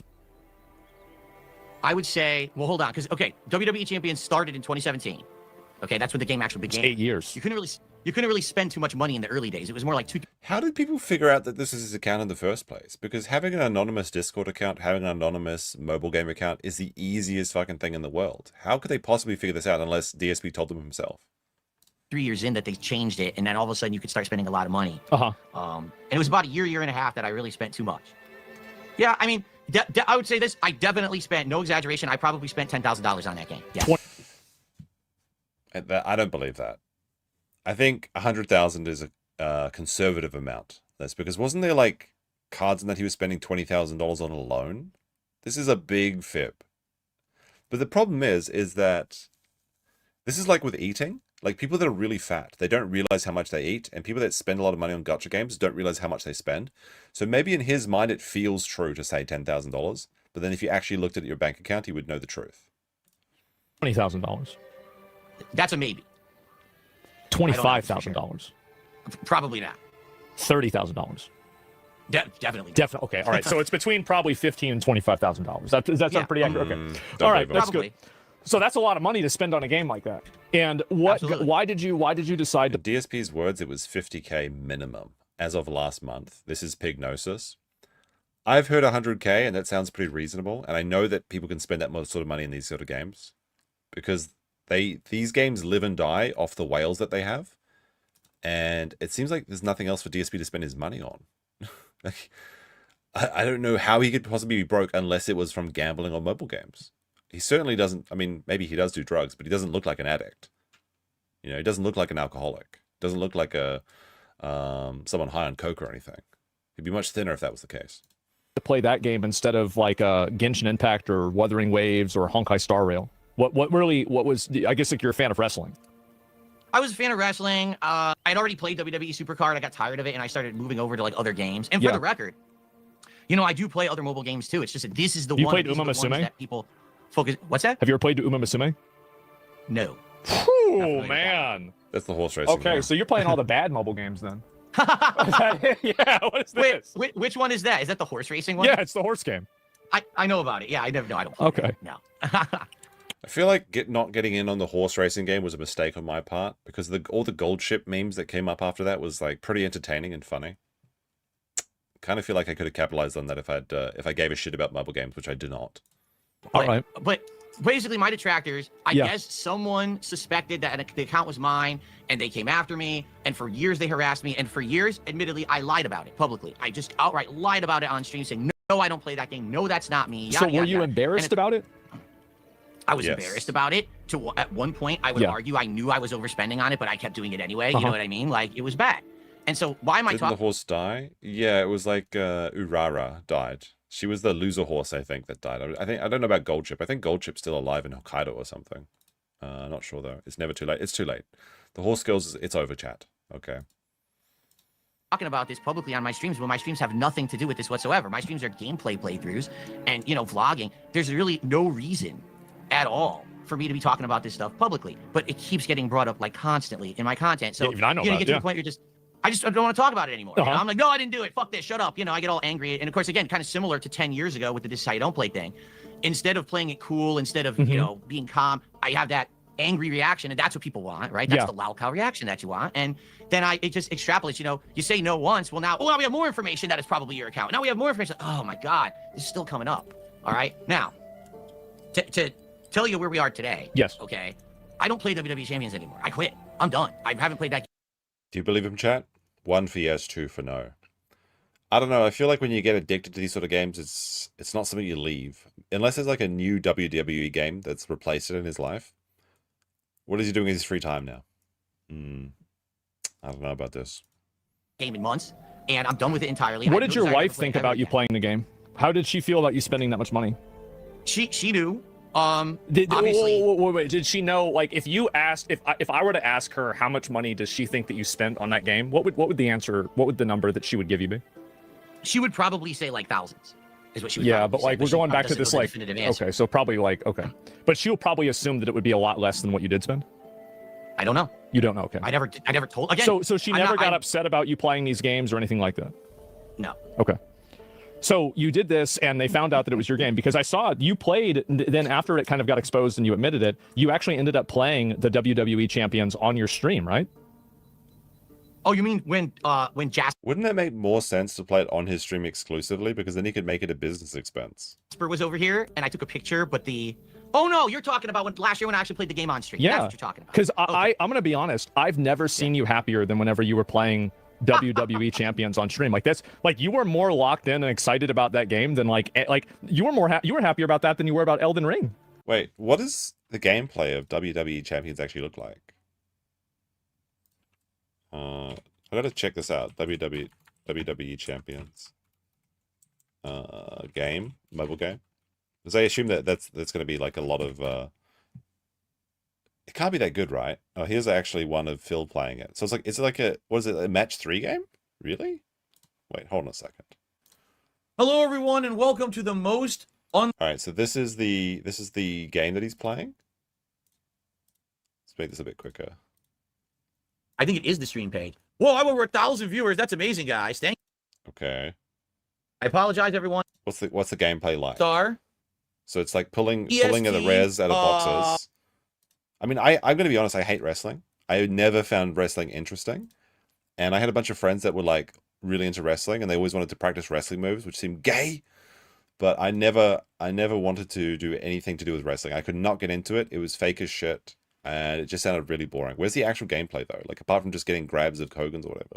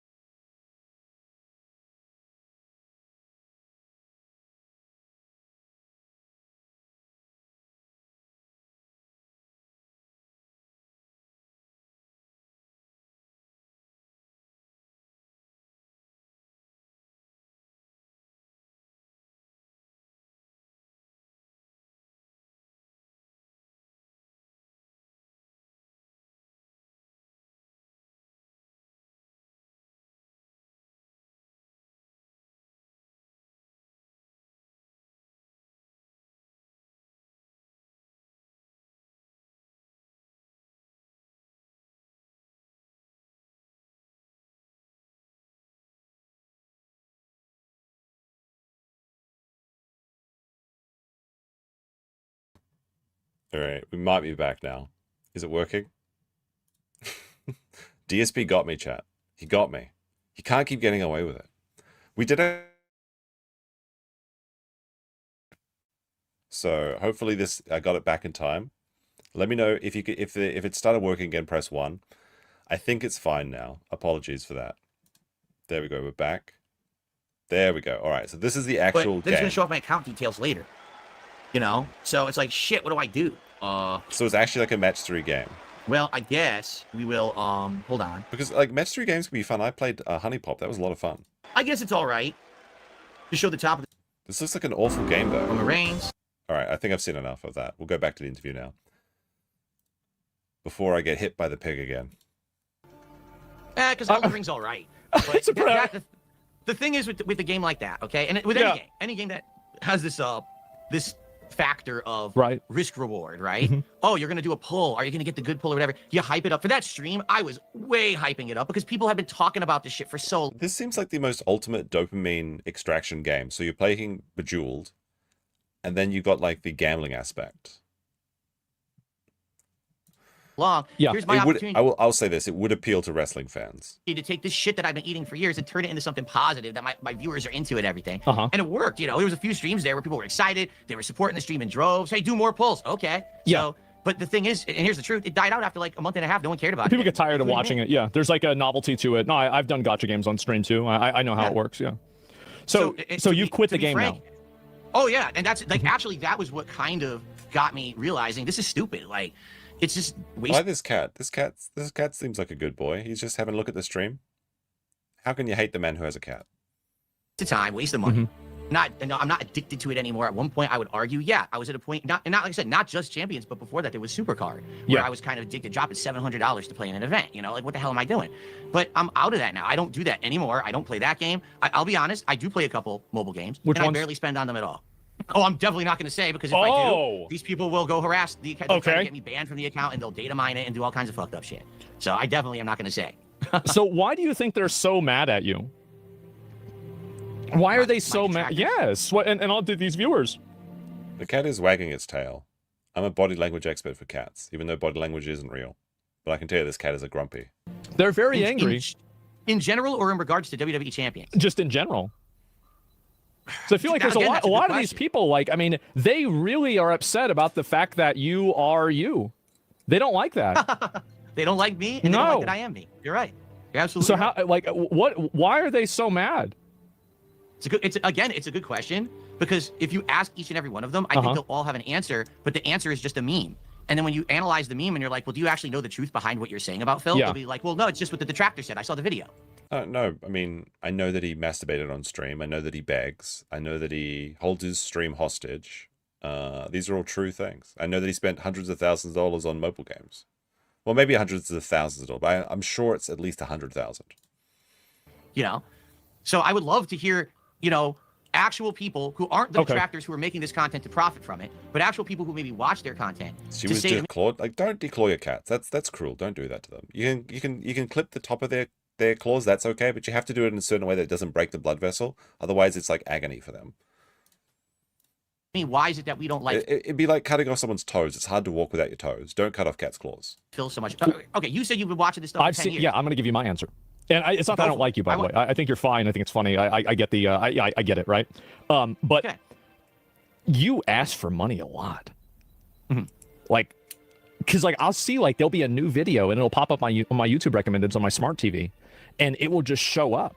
And it's like there's a new one, like, every day, and it's you talking about people, like, meeting a sub goal. Kick. Recently, there was one about people on Kick that weren't supporting the stream as well, and supporting the stream is giving money. And I feel like it's a very, very common thing. And, like, so how many times a day do you think you mention the amount of, like, people, like, something in relation to you receiving money? It depends. Well, every time I receive something, I do a shout out. So you could argue that every single time someone contributes, I'm talking about it. Well, like whenever you make a call, how often do you make a call to action or draw attention to the fact that you can donate money to your stream? Like, what would be like? What do you think your ratio is? Well, what do you mean? Like, just number of mentions? Do you mean the percent? It feels like from what I've seen, from what I have seen of his content, it feels like every 5 to 10 minutes he asks for a donation. Like anytime there's a break in something, like if he's playing a game, as soon as he dies, he asks for a donation. Like maybe if he's doing well in a game, he'll play it for like 30 minutes before he asks something. But it seems like that's the frequency. Like he just goes to check if there's anything there that hasn't been read, and if there's nothing there, then he complains about it. Like actual stream. Well, I mean, I don't know. I mean, I stream a lot. I stream every day, from around 11:30 a.m. till around 4 p.m. and then I have a second stream that starts around like 6:37 and that goes to like 10. Okay. Wait, so he does 8 hours, like it's a full work day? That actually surprises me. Is it a full? I mean, is he lying here though? Like, is he doing the full like 2 2 4-hour streams, or is he just showing up late and ending early and that sort of stuff? But like 8 hours of streaming, that's a lot of streaming per day. You're talking about 8 hours of streaming a day. Yeah. All right. Every morning when I start, I bring it up. I'll say, "Oh, here's where we are with our goals for the week." And I mean, this stream is looking like it's going to be a 4-hour stream because we're an hour into this stream and we're only 30 minutes into the content of Asmongold, and we're watching at 1.25 speed. So this is probably going to be a 3-4 hour stream minimum, unfortunately, for me. here's what we're doing. Because I'm very sleepy and I want to go to bed early today, but it's not going to happen. Today with this and that, and here's how you can contribute. And then, during the course of if I'm doing a podcast or whatever, I might bring it up like halfway through the podcast or near the end of the show. If we're near hitting a goal, yeah. Like let's say for example we're at 100. I gotta get my kitty down. It's Jasper, everybody. Jasper. Oh, there he is. You got little white feet. Yeah. No, that would be I unwatchable. don't think they mind it. It's okay. No, everyone loves it. We might go to 1.5 speed in like when we get to past the 60% point. Cute animal. Yeah. So. But let's say, for example, we're getting close to a goal. Oh, we're at $100 out of the 150 goal for today. I'm going to bring it up, say, hey, we're there. We're in the home stretch, guys. Hey, please contribute if you like the content, And now the thing is, I also my audience is here every day. I ham it up sometimes. I do it as a joke. I'll like overly go overboard on purpose. And the audience knows it's a joke. But someone who clips it out of context and throws it out there, look what Phill did today. Yeah. I can't believe the audience is laughing at it. But it's not a joke, though. It's like, that's the same as like, wouldn't it be funny if we pushed our beds together or if we kissed? Haha, just kidding, unless. Like, every streamer says that, like, oh, it's just a joke, I'm asking for money. But no, it's like, it's just, you're using that to mask that you're actually begging. And sometimes it's work, sometimes it is funny. But he absolutely is asking for money when he's asking for money. Even if there is some humor to be found from it. Like, some people can manage it. Like, it is very funny when people say, like, Andy or PPP does it. They make it work. But that's a very hard thing to do. And they're kind of like playing off the humor of how ridiculous it is in these sort of shows like Phil's or in these other sector shows. Having fun with it. They know I'm not serious. They know that. So they like that. What you're saying is they like you begging for money. They think it's funny. They want. Do you think that they want you to do it? Do they want me to ask for contributions actively? Yes. Maybe no. Phill just needs to play But they want me Freebird. to succeed. But that's the secret, right? They want me to be successful. For example, there was a day I actually tested it out. Not once did I ask for a contribution during an entire day. So you went a whole day without asking for money? Yes. I made $30. Well, what's the average that you made? Well, okay, that's fine. But like, what's the average though? Like, I would say each stream. Oh, wait. What's the average that I try to make a stream? Yeah. Or what's the average? What's the average? A day. Stream, yeah, a day. I have a You said goal. you do Each stream that I do, I have a goal of $150, and I stream twice a day. So you want $300 a day? I pretty would good. like that. I don't always. He streams like 6 days a week, right? So what is that, like $90,000 a year? Is his target? And that's like before any ad revenue, but I assume he doesn't get that much ad revenue anymore. I don't know though. I'd have to check his channel. Get it? I do sometimes, and that's nice when I do. What's the ratio that you get $300 in a day? Like how like what percent you get it half the time? 20% of the time? I would have to analyze. I would say today Morning, I actually get it everyone. more often than not. Today, Hello. like it didn't used to be like that. Sorry. Welcome, It used to be everyone. How you A lot doing? worse. And then what happened is in the last year and a half, I Autoplay. admitted to the WWE Champions thing. I apologized for it to everyone for lying over the years. I said, listen, it's in the past. I'm not doing that stuff anymore. As you can see, my money is actually going towards the set. It's going towards the business. It's going towards important things. Yeah. I'm out of financial distress thanks to you guys. Thank you so very much. I'm so grateful that my fans are supporting me in this way. It looks like he's making around, like it seems like they go between 15,000 to 25,000 views a day. Which would I have to guess on gaming content is probably between an additional $50 to $100 a day, which isn't terrible on top of his goals. But without the goals being met, he's not making very much money. And allowing me to have kind of like a second chance at life because now things are better. I'm coming out of that tunnel that I was in there. Yeah. And they're coming out and supporting the content because of it, and I'm very grateful for it. But what happens is the detractors. He has 30,000 videos. That's like clears 10,000 a month. Not necessarily. It depends if people are still watching and if they're monetized. Like, he has a lot of views. He used to get a lot of views. But, like, in the last 7 days, I'm seeing 15,000 views a day, 9,000 views a day, 16,000 views a day, 10,000 views a day, 14, 10. That's not really a lot for gaming content specifically. Especially if they're, like, 10-minute videos. What is the average duration of his videos? Oh, he puts out, like, 1-hour videos, but they're only getting, like, 150 views. That's, like, nothing. Holy shit, he actually has 68,000 videos. Like, if those videos were evergreen, then he would make a lot of money. But, like, this is across his entire channel. Like, this is what I'm looking at. Here you go. I'll show you so you can see it for yourself, okay? So he has over 472 million views. But when it goes to his actual like monthly earnings, like the last 30 days, you can see this is like 25,000 views a day, 10,000 views a day, 15,000 views a day. Like 10,000 views probably is like 10, like, okay, we'll say for 25,000 views on a gaming channel is probably $25. It could be anywhere between $25 and $75, maybe even $100 for 25,000 views. But like I said, gaming is one of the worst niches for advertiser revenue. But yeah, he has 68,000 videos, but they're just not being watched. Like his oldest videos, they might have like couple 100,000 views each. But his newest videos, like this video he just put out, well, like these came out today, like a few hours ago, so that's not fair. Like this video came out 4 days ago, 400 views. That's like nothing. He probably made like 50 cents on this video, maybe a couple bucks. Now, these are mostly stream uploads, so it's kind of like he's double dipping, but it's not a lot. Flip these moments of and say, oh, see, all he does is e-bag all day and he makes $20 a stream. That's not true at all. I'm actually doing really well for myself. I'm happy with where I am right now. So if you're doing really well, why do you keep begging? Because that's how it works. That's the formula. So it's like basically you have to keep doing. You think that the more that you ask for money, the more money you get. I feel like he wouldn't be uploading the videos if he wasn't getting any AdSense from them. There's a few ways to get around AdSense bans. Like, for example, you're allowed to have an additional AdSense account if it's for a company. So maybe his personal AdSense was bound, but he has a company AdSense, or he could be doing it through a third party. But I don't see that why Phill would be uploading this content unless he was getting some sort of revenue from it. And if he's really banned from AdSense, then you wouldn't be able to super chat his channel, like on his YouTube channel. If you can't send a super chat to someone, that means they either don't have AdSense or they are not monetized, or the monetization is disabled for the stream. Or is there like but there's a min. Right, so $300 a day in tips, super chats, hourly kick, etc. He makes 10,000 a month. He will track his monthly, weekly. Well, then if this is true, then he's doing really well. I'm just saying not on YouTube. Maybe altogether, sure. But well, like, how many days a week does he stream? Wait, so what that would be like what 6 over 7 times 300 times what?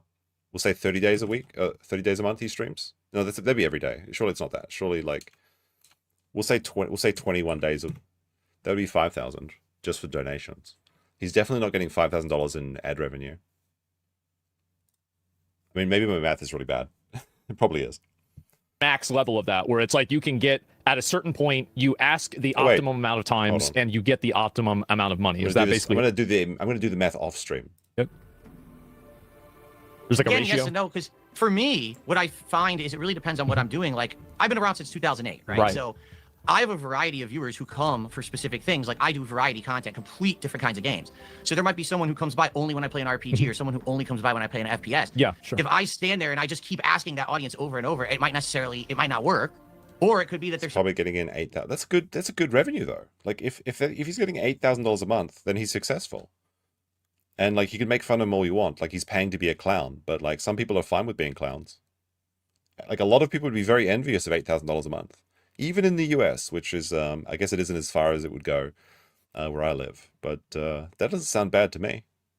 Someone was like, oh, crap, that's right, Phil's streaming, and, today I want to support him. And so you're like reminding them to give you money. You're like, oh, they might have forgotten. And it's like, oh, shit, I forgot. I had to give them $5. Yes, and to be clear, because I see the reason that you're making, okay? And it's fine, I get it. Did you know that before I became a full-time streamer in 2017, that I was not someone who asked for contributions at all? In fact, I was staunchly against it, and I criticized. Is this true? I know it used to be very cringe to ask for people money. Like it used to be like one of the rules of the internet is that you did not do that. Patreon was very controversial when it first came out, but like Phill was the original one. That I don't know about that. That sounds like a lie. So why? I mean, I guess so. So like, what happened? So I guess like you had another job. No. So you were unemployed. I was laid off from an office job that I had in 2010. Okay. Then I tried to make YouTube my living, and it worked. And that started in 2011. So from 2011 to 2017, but the majority of my income was just ad revenue on videos on YouTube. And I wasn't doing streaming where I was asking for subs, asking for memberships, asking for super chats, asking for tips. I did have a Patreon at one point that I was using for like side projects and things. But for the most part, would you shout out to Patreon? No, I don't even. I barely use the Patreon anymore. It's like a legacy thing, so it's not even worth Shout out. So basically, for a long time, you weren't asking for money, but then I guess like so whenever I'm assuming, you know, like the way that the timeline you're explaining it to me is, it seems like the reason why you started asking for money was probably because you got demonetized and like your YouTube revenue got fucked up. Is that what I'm assuming? It wasn't demonetization. It was a combination of factors. I had already mentioned the copyright strike thing in 2015. So my channel was always one of the highest ranked gaming channels on YouTube for a long time. And then in 2015, I got hit with all these false copyright strikes. Machinima/YouTube told me to delete a bunch of videos. So I did. And my channel got thrown right out of the recommended algorithm. Like every fall, I used to call it the hardcore gaming season. All the big AAA games come out in the fall, right? And so I get a giant boost of views. That year, I was removed from the algorithm. I had no additional viewers whatsoever in the fall. It was like... It sounds like cope to me. Deleting videos is bad though for your... Because if you delete audience data, then YouTube will no longer serve videos to you. It's like, if I make a video about chocolate and I get like 100,000 new views on people that are interested in chocolate content. If I then go forward keeping making videos that are not related to chocolate, the chocolate viewers will still see it. But if you delete the chocolate video from my back history, then it'll be like those viewers never saw my channel and it will never be presented to them anyway. So even if there's like a low retention, like a small crossover with different content, it would still be shown unless you delete it. So this is bad advice, but at this time in YouTube, you kind of had to do this. You had to delete these sort of videos. Nowadays, we just private things, or we can use the tools to cut them out. But he's saying no new viewers. That doesn't sound like it's because he removed his videos. That sounds like he was just kind of like the first mover. Like gaming content used to be quite rare. I know this sounds crazy to say, but in the early days of YouTube, when you had to use machinima, there wasn't as much competition. And now like gaming is the most saturated niche on YouTube by far, which is why it has the lowest CPM. So it sounds like what happened is that he just got replaced by people that did better jobs than him. Flat. And so my revenue tanked. And I struggled for about 2 years there to try to stay afloat, still just trying to do ad revenue. I couldn't do it. It just continued this plateau, and I couldn't get any views from the algorithm anymore. It was kind of like my legacy viewers kept watching me, and that was it. So then I became a full-time live streamer in 2017, and then I started with the whole, the e-begging, whatever you want to call it, and I've been successful doing that for quite a while now. Yeah, it seems that way. I mean, $300 a day is a lot of money. I mean, your channel, the DSPGaming channel, was in 2010, and you said you were uploading since 2008. So where was the original channel? The original channel is just called Phill. And that's really primitive stuff. That's old stuff. That's my original content, just camera. I wasn't even on camera in that content. You know, it was just kind of like recording my screen with a camera. Those are my oldest playthroughs. Is that channel still active? It is active. It's not even monetized. It's just legacy content. If you want to go check it out, it's like 2.5 years where I did it as a hobby. I started before you could monetize gameplay videos. You could even make $1 on a gameplay video. So I had passion for it. I liked doing it as a hobby for 2.5 years. And then in 2010, I said, I want to kind of do it a little bit more seriously. That Phill channel had gotten a false copyright strike. And I said, let me start fresh. I'll make a new channel. So I did. And that's when DSPGaming started in 2010. Well, there was an accusation like people had that like you told people to click ads. And that's one of the reasons why you had your ad revenue taken away. I'm pretty sure he did do this. I remember hearing this back at the time. Like, that's why he got kicked out of the partner program for the first time. Did you do that? So here's the story. Okay. 2009, I did my first face reveal video. Okay. Like Dream. And... All right, not exactly like Dream, go ahead. Did he just hit his head on the mic or something? Like Dream. And... All right, not exactly like Did he just bonk his head? Like on the mic? I thought Am I seeing things? I thought I heard a bonk. Did somebody bonk their head here? Hold on. Sorry, I just want to check this. Face reveal video, okay? Like Dream. And... All right, not yeah, he hit his head on the mic. Exactly. I mean, I've done it before. Go ahead. But similar, like people never thought that I would look like this. They thought, they always say my voice doesn't match the body. Like my voice, like I look different than I sound, I guess, right? So I don't know. I feel like his voice is a perfect match for his body. They were like shocked or whatever. Now, keep in mind back then, I was not making any money doing any of this. I didn't have monetized videos, but people liked my content. I've been doing it for just about a year, and people wanted to see more. Can you play this game? Can you get this console? Can you do this? And I was like, well, I can't monetize my gameplay videos, but what I could do is do like a vlogging channel and see if I can get that into the YouTube partner program. And it worked. It did. Like I got it monetized. And all I was doing over there was a few vlogs every week.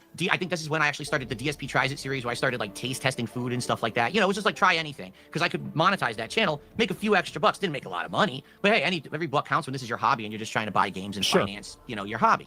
So I did the face reveal video. In the video, I brought up, hey, you know, I don't make any money on the gameplay, but if you were to go over to the vlogging channel and watch the videos and click the ads, it would help me out. Yeah, So he did ask people to click the ads, which is against the partner program's terms of service. Actively said that 100%. It's in black and white. You can see it right now. It wasn't like intentional. Like at that point, I didn't even know that that was a problem. Okay. Now here's where the narrative's broken, because my detractors will say, well, that's why you had all these financial problems, because you lost your monetization on YouTube. Yeah. No, I lost my monetization on YouTube in December of 2010. That video was put up in like early to mid 2009. It had nothing to do with that video at all. Okay. Here's what really happened. Okay. I was working a full-time office job, and that was my real income. That's where I was paying my mortgage with. Is that the helicopter company that his dad owned and that they set him up with, but then he was too incompetent to do that as well? Everything. Okay. I got laid off in October 2010, and there was no other jobs like in that sector. Like basically the economy. Well, that was during the 2008 recession. Yeah, of course. It was a recession, right? I was like, dude, I just bought a condo, and I'm like, how am I gonna pay my mortgage? I don't have a job. What am I gonna do? Go get 2-3 part-time jobs, you know? Sure. So I said, all right, guys, here's what I'm gonna do. I'm gonna try to figure this out, but in the meantime, I'm gonna double down on vlogging. I'm gonna make a whole bunch of vlogs, because that's the content that's monetized. I still, even in 2010, you couldn't monetize gameplay yet. So I'm like, please, you know, let's go watch my content over there. And in 1 month, I went from making like $500 on ad revenue to like $15,000. Okay. Oh, wow. Okay, so you're making $15,000 a month at some point. Yes, that was in 2010, late 2010. Now, this is the personal AdSense through YouTube. So you were balling. Okay, that's pretty good. And then the next month, I made $18,000. Wow. And YouTube said, there's something wrong here. How can this guy overnight go from making $500 to $13,000 to $18,000? This doesn't make sense. No, it sounds like he was scamming, like literally with ad clicking scam, because YouTube likes it when you make money because they make more money, and channels do blow up overnight. Like, I don't believe this story that he's telling. It doesn't ring true. Channels blow up all the time. Even back then, back in the early days, people would go from like being very small to like millions of views overnight, in rare cases, and they weren't demonetized. It just happens that it was Phill that was the only one that happened, and it's because he was making too much money. He was like too successful. I don't believe that for a second, Phill. And they suspended my AdSense account and said, we think that there's invalid clicking activity. We think that you have people who are going to your... No, like, what do you mean invalid? They can see the clicks. If you have, like, there's a certain amount of people who will always click it, like, you know, like maybe 2% of your audience will go through and click ads that are interested in. If they see suddenly that like 50% of your viewers or 80% of your viewers are clicking the ads, they know that's fraudulent. Of course, it's not like, oh my goodness, this person's views are blowing up overnight and they're only getting a 2% click-through rate. They must be scamming. No, it's like this person has the same amount of views, but their ad clicks have gone up by 1,000%. That's how they detect scams. Ads are just going crazy on them because they feel bad for you because you lost your job. So it's kind of like the vest thing, right? Where like everybody wanted, and the vest thing was so popular that you had to stop it. And it's the same thing with YouTube. That like it's a suffering from success. You can't. Asmongold's being a bit cheeky here, and he knows it. Came up too fast, and they weren't ready for it. In that case, absolutely. Yeah. That's exactly what happened. Is people felt bad. Back then, I was like the underdog. Everyone liked my content and wanted to support me because I lost my job, and they all went overboard. And I lost my AdSense at that time. Yes. Later on, years later, I got it unsuspended and everything after a time period had passed. But that's when I ended up having to go get partnered with another company like Machinima to make revenue on YouTube again. So, okay, so all that happened, and now, like, are you getting ad revenue on YouTube and everything is fine, right? Yes. Oh, yeah. Okay, so everything's totally okay. There's no issues anymore.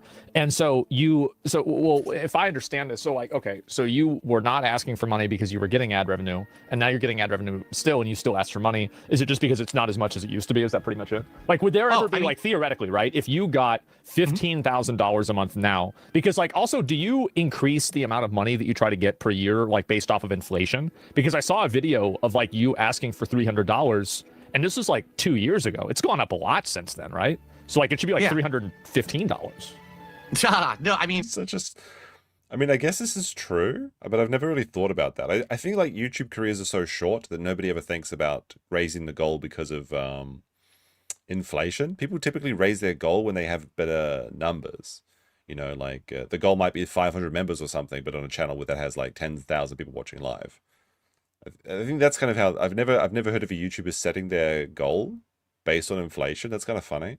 It makes sense, but it's like it's such a business-minded thing to say. Makes me wonder how large Asmongold's hats actually are. It's all just like kind of an arbitrary thing. I'm not sitting here with a calculator trying to figure out exactly what should be made, what does. I've tried different amounts. Well, how long have you techniques. done the $300 goal? Probably all this year. Well, it was 2 Probably years since the ago, beginning of right? I this mean, it was 2 years ago, and so I mean, like, when did you start doing it? The $300 goal. That was a purple link for Asmongold. How often is he looking up inflation rates? Yeah. Like 2 streams of 150. That was definitely this year. Now, No, because previously I've tried other things. Because I've tried. there's a I've done YouTube streams of video just with a 100. title that says that you've been doing it 2 years ago. So Well, again, is the YouTube I've video changed the lying? amounts. Okay. No, I've changed the amounts over the year. Sometimes it was 100. There was Right. times that it was 200. It's gone up and down based on what the market will bear, essentially. So You it know, is like, for inflation. Okay. You got to test it. You got to see Yeah. what people are willing to support with. You know what I mean? Right. And for the record, you're talking about the ad revenue thing. Do I have ad revenue right now? Yes, I do. Is it anywhere near what I used to make? Absolutely not. The ad revenue has tanked because my views are way low because everyone steals my content. Yeah. So I don't get a lot of views on my content anymore. My own content. Are the views on other people's channels like in the millions? I don't think so. Like they're definitely getting more views than you, but I think it's only in a range of like 3 or 4 times. DSP thinks that he's working a 9 to 5 and that's how much he deserves every day. Well, I mean, unironically, there is some logic to this argument. If he's working 8 hours a day, should he not be earning a living wage or whatever a average person earns in America? Now, you might say, well, no, of course not. He doesn't deserve that. But this is the idea that if you want this to keep going, you have to support it. Therefore, I need to be able to make a comparable amount of money. Otherwise, it'd be easy to just go get a job. I mean, it makes sense, I think. Now, does he deserve that? Maybe not, but that's for the viewers to decide. But if you're working 8 hours, or if you're doing something that, like, saying it's work is kind of, I guess, a little bit of a stretch. But if you're doing something for 8 hours a day and you're not making money to be able to pay your bills, you need to either stop that or, I guess you just have to stop it. You can't support that, obviously. That's just such a time drain. And, you know, people have to put bread on the table. The thing is, everyone knows DSP. Everyone watches DSP. They just don't watch DSP on DSPGaming. They watch it everywhere else. So I don't make anything when you watch me. You know what I mean? Like, Yeah. So the ad revenue is kind of it's nice to have a little bit of side income, but that's nothing like what it used to be. Back then, we're talking 10 years ago, everyone watched DSP on DSPGaming. I was making 10,000, 20,000 views on a gameplay video, just a Right. raw gameplay video, you know? Now I make a few hundred. So it's pretty insane, the decline there, because people rip it right away. They restream it live. They Sure. put it on their channel before I even have a chance to get someone to watch it on mine. I mean, there's a video here, and it has almost 5 million views, and it's about you. Mm-hmm. From Turkey Tom. It's a 2. This is longer than I think it might be longer than the 2 Towers, Lord of the Rings. Oh, That's there's incredible. a 4-hour documentary from last year from June the King, and I reacted to that whole thing. Wow. Okay. So all right. So there's been a lot of these, and yeah, These are completely different content, though. Like, that's highly transformative historical videos, essentially, like the life and like the rise and failure sort of style videos. Completely fine to make this sort of content. well, by the way, it should be $325 now if you had started it 2 years ago. That's right. Yeah. So it should be a little bit higher. So if you were making, let's say, $15,000, is there let's just say, is there a number that's like, you know, semi-reasonable that you would get to and you would say, okay, I'm now making this much money on my streams. I don't need to ask people for money anymore. Like, is there... I was curious about this as well, Sam. It seems like he's just lazy, or he doesn't have to follow. He doesn't want to follow through with it. When you're asking for donations, you're not providing a service. You don't choose how much the consumer wants to give. I mean, he is providing a service, though. Like, you can say that it's like he doesn't deserve it all you want, but he is providing a service. The service is entertainment. Whether he is worth these people's money, if we listen to Phil's and we believe him, I don't necessarily believe the reported numbers he's saying, but if he is making $300 a day doing what he's doing, then he is providing a service. The service being entertainment. Now, if you don't want him to succeed and you don't support him, that's another thing entirely.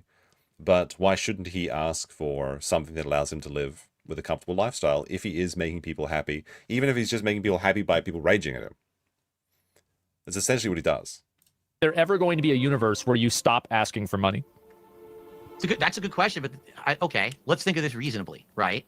Like, cost of living. Okay, so the answer is no. Able to be self-sufficient. Okay. No, it's not true. Okay, I've said people have said to me, listen, I know. People have asked me questions like this. One question that they ask me all the time. Entertaining is doing some heavy lifting.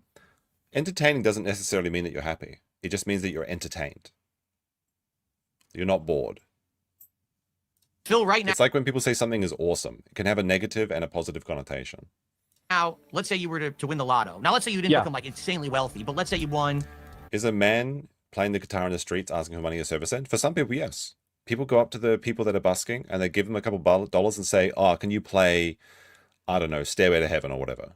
And then if they do that, that's a service, yes. But it's a different thing entirely because when you're in a public space, like there's a limited amount on the street, right? You can have millions of people doing live streams at the same time and you'll never see or be bothered by any of them. But like being a beggar on the side of the road is a little bit different. But the answer to the question at its base is yes. If someone pays for it, then yes, they are providing a service. $10-20 million. It's what the people pay for. That's pretty good. Would you still stream? And the answer that I say, yes, I would still stream. It would be way decreased from what I do now. You know, I wouldn't be doing 6 days a week. Maybe I do 2-3 days a week because I like doing it. But it would basically be my hobby. I would not accept contributions. Or if I accepted contributions, I would donate them all because I don't need the money. I'm $20 million. I'm probably good for the rest of my life. Yeah, I would don't say need to so. worry about. Well, I mean, not really. He'd probably find a way to spend all that money. Because, this happens to most people. Most people that win the lottery are broke within 5 years or something like that. Something crazy. I guarantee that if DSP won $20 million, he would be broke or spend it all within a few years. Or maybe just OD on something because he's partying too much. And then he'd be right back to begging. I don't need to fucking do nothing, So that's it. Like, I love what I do. I do it for the passion of doing it. I'm not doing it to sit here and beg all day. I say to my audience all the time, I wish I didn't have to ask you guys for anything. It was awesome back in the day before the channel got screwed up. And the views plummeted and the ad revenue plummeted. It was just about playing the games. But now what's happened is I've changed my content. Now I'm a more social streamer. Now a lot of the times it's more about hanging out and having a good time and conversing rather than the game. A lot of the more popular things I do are not necessarily like difficult games. It'll be like a chill game, a game where we're just sitting back and talking and relaxing when I play. You have that social element, and then people say, hey, well, I really liked what we did today. We hung out, we had a good time. Here's a contribution. As opposed to, oh, here's a video you watched and I made ad revenue on it because you like that I raged in the video. It's like a completely different kind of content, very different component.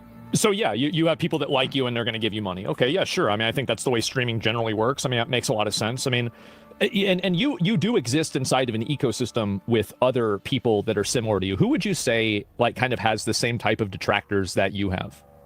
Oh, you're just talking about the Lalcow universe. Well, I didn't want to use that word, but yeah. It's their word, Esmond. You can't use it. But listen, the thing is, I used to be so angry when people called me a Lalcow, but now I understand. If you're a Lalcow, it's not because of your choice. It's because people have made you a Lalcow. Like, really disagree. I mean, to a certain degree that, yes, people being entertained by you or, just enjoying you, seeing you suffer, that is entertainment for them, obviously. There is part of that, but no, you definitely choose to become a lolcow. That's, unless you're like one that is like just mentally disabled and they don't have the ability to actually change themselves, then that might be different. Like the question is like Chris Chan, like he's absolutely extremely autistic and maybe he doesn't have the ability to make informed choices. I don't know. I think that he does though, because then you can't blame him. He doesn't. If he can't make his own choices, then you have to admit that he couldn't do anything wrong to Barbara, which I don't believe, so he must have done something bad.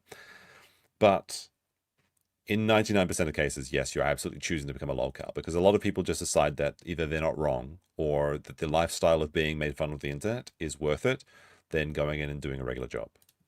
They have chosen to try to elicit a kind of reaction from you. They're going to try to get your goat every day on stream, and you're human. You're going to give them that reaction every once in a while. That's what they want.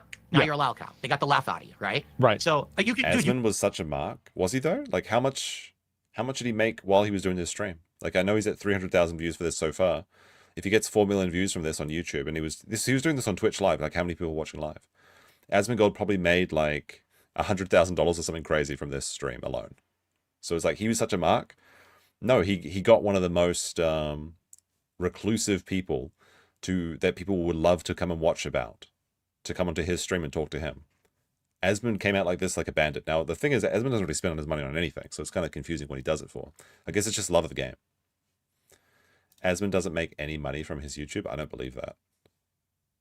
I don't believe that at all. He makes so much money from his YouTube.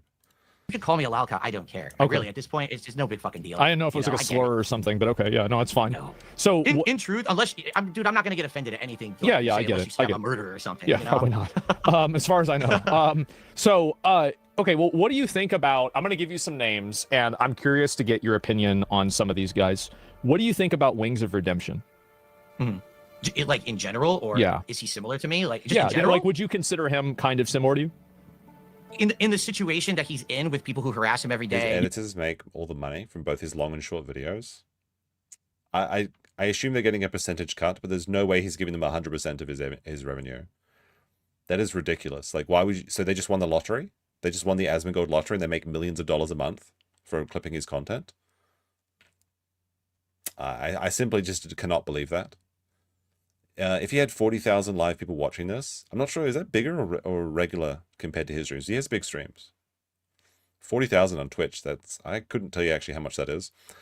But I would assume he made quite a lot of money.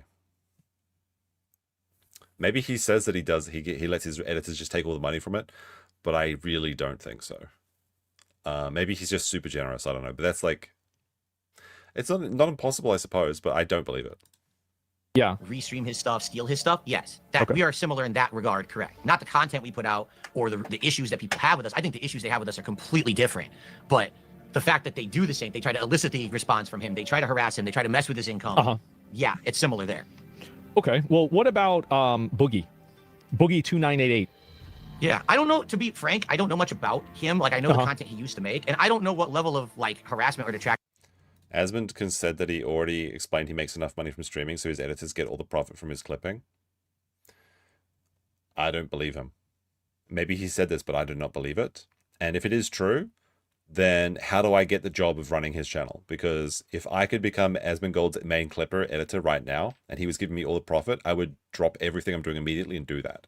Because this is one of the most lucrative, easiest ways to make money if you're just control of this channel. Because all you have to do is watch his stream every day, and then get out a choice segment and then put like a crazy title or whatever on it, and you're just rolling in the fucking back. Maybe it's like his buddy from high school or something that he's doing a favor to. But that's the only way I can believe this. Because, like, do you know how much money Asmon makes from his channel? It's insane. It is absolutely insane. I would argue that he probably makes more on YouTube than he does on Twitch entirely. So if he's giving the lion's share of his income to these other people, he's making...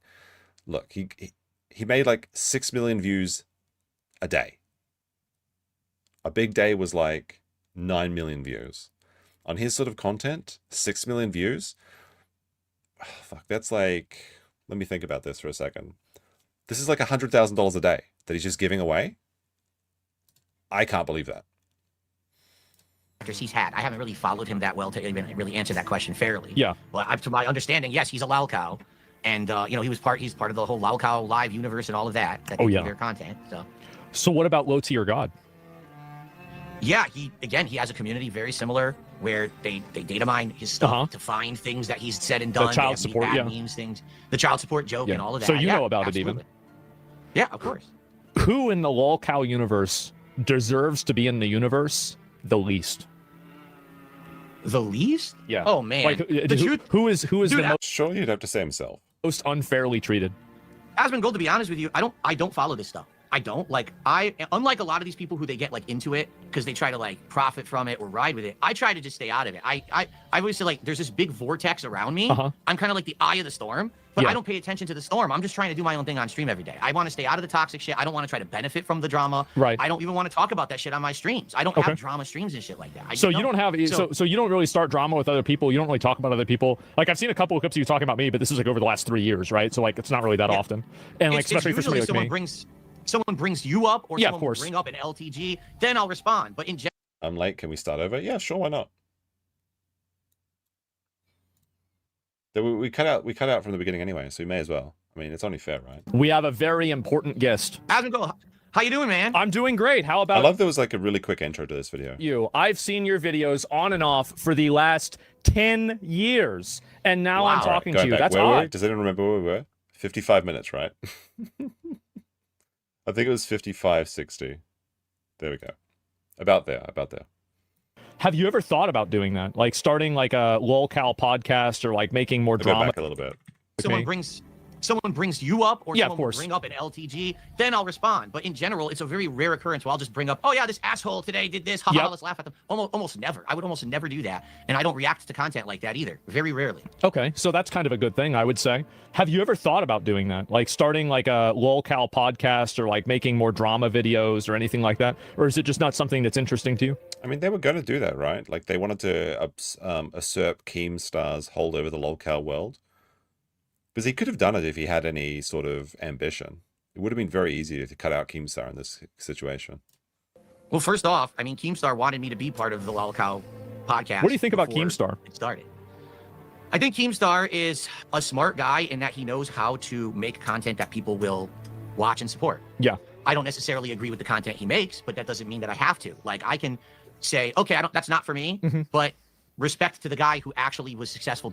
Keemstar has become a very good producer, and I don't understand how the lolcow cinematic universe is existing.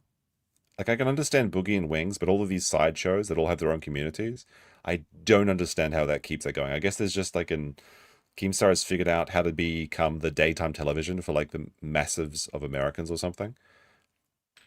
But it was struggling for the longest time, and then it started succeeding, and now it's really successful. So I guess hats off to him. But he's very good at being a sleazy producer. Not so much for doing his own content these days. Doing that content, right? Okay, I used yeah, to be sure. a hater. I used to actually hate on that content and be a jerk about it. But now I'm like, why am I going to be a hater? Who I shouldn't be a hater. do you hate? I don't think he's going to say anyone because he doesn't want to give them the benefit of the doubt. But I assume that he's probably thinking right now about PPP and Andy. Who do I hate? Yes. Do I hate a person? Who do you hate? Whose No one. content do you watch that makes you mad? No one. I don't hate watch content at all. So, I don't. all right, what about, how much do you know about pirate software? Very little. Do you know I what of the happened with pirate? controversy. All right, can you explain it to me? I don't see why DSP would have any feelings towards pirate software. I guess Asmon was just pulling a random name out of the hat. From what I'm to understand, I guess Pirate Software was someone who said that he worked at Blizzard. I guess he did. He did. And so he became this like big respected game dev. He was making an indie game for a long time. And I guess He's he still kept making making it. promises that he was going to release this part of the game, this part of the game. And he kept making excuses why he wasn't doing it, even Yeah. though it was like crowdfunded and everything. And then come to find out over the years, his web of lies kind of unraveled that half the shit that he was saying why the game wasn't being delivered was not true. And then I guess, for what I'm not understanding, again, I could be wrong. You correct me if I'm wrong, because this is a very broad Is this true? Did he work at Blizzard? understanding. I guess people always thought he was really good at MMOs because he worked at Activision Blizzard, and then he played World of Warcraft and he like made critical errors and sucked at it, and then he blamed everyone else, so people hated him for it. Kind of sounds a little similar to kind of my early days when like I was always saying, oh, my shit doesn't stink, I'm like conceited and everything, and then I got angry when people criticized me. So That's a pretty good explanation. Obviously, there's a lot more to it. There's more nuance to it, but as a basic description of pirate software, that's a fairly competent rendition. kind of see like a little parallel there maybe. Do you have any advice for him? Oh, well, I don't know what happened to him. What's going Okay. on with him at this point? I don't know. I mean, I think Oh, he- you know what? You know what? I know the reason that he brought up pirate software. It's because of a meme. There was a meme where it's like there was three people. I think it was like DSP, pirate software, and somebody else. And the meme was, you can't leave until one of these people. They can't leave the room until one of these people admits that they're wrong. Who's getting out first, sort of thing. That's why he's bringing up pirate software specifically. he's kind of, honestly, I respect Thor. I think Thor's a great Hassan, yeah, guy. it was but, Hassan you know, he went through a pirate lot to of DSP. drama with classic WoW, and like I was curious because I'm a big WoW guy. I used to be at least, and so I was curious, like kind of like what your abbreviated version of it was compared to like what somebody like me knows that is a purveyor in all drama, slop, and garbage. And so yeah, I think that you're definitely like kind of on point with that. And yeah, you were right about all of this. I mean, I would say so. Yeah. And so, what advice would you give somebody who is making content and wants to avoid being a lolcow? Oh man. Just be boring.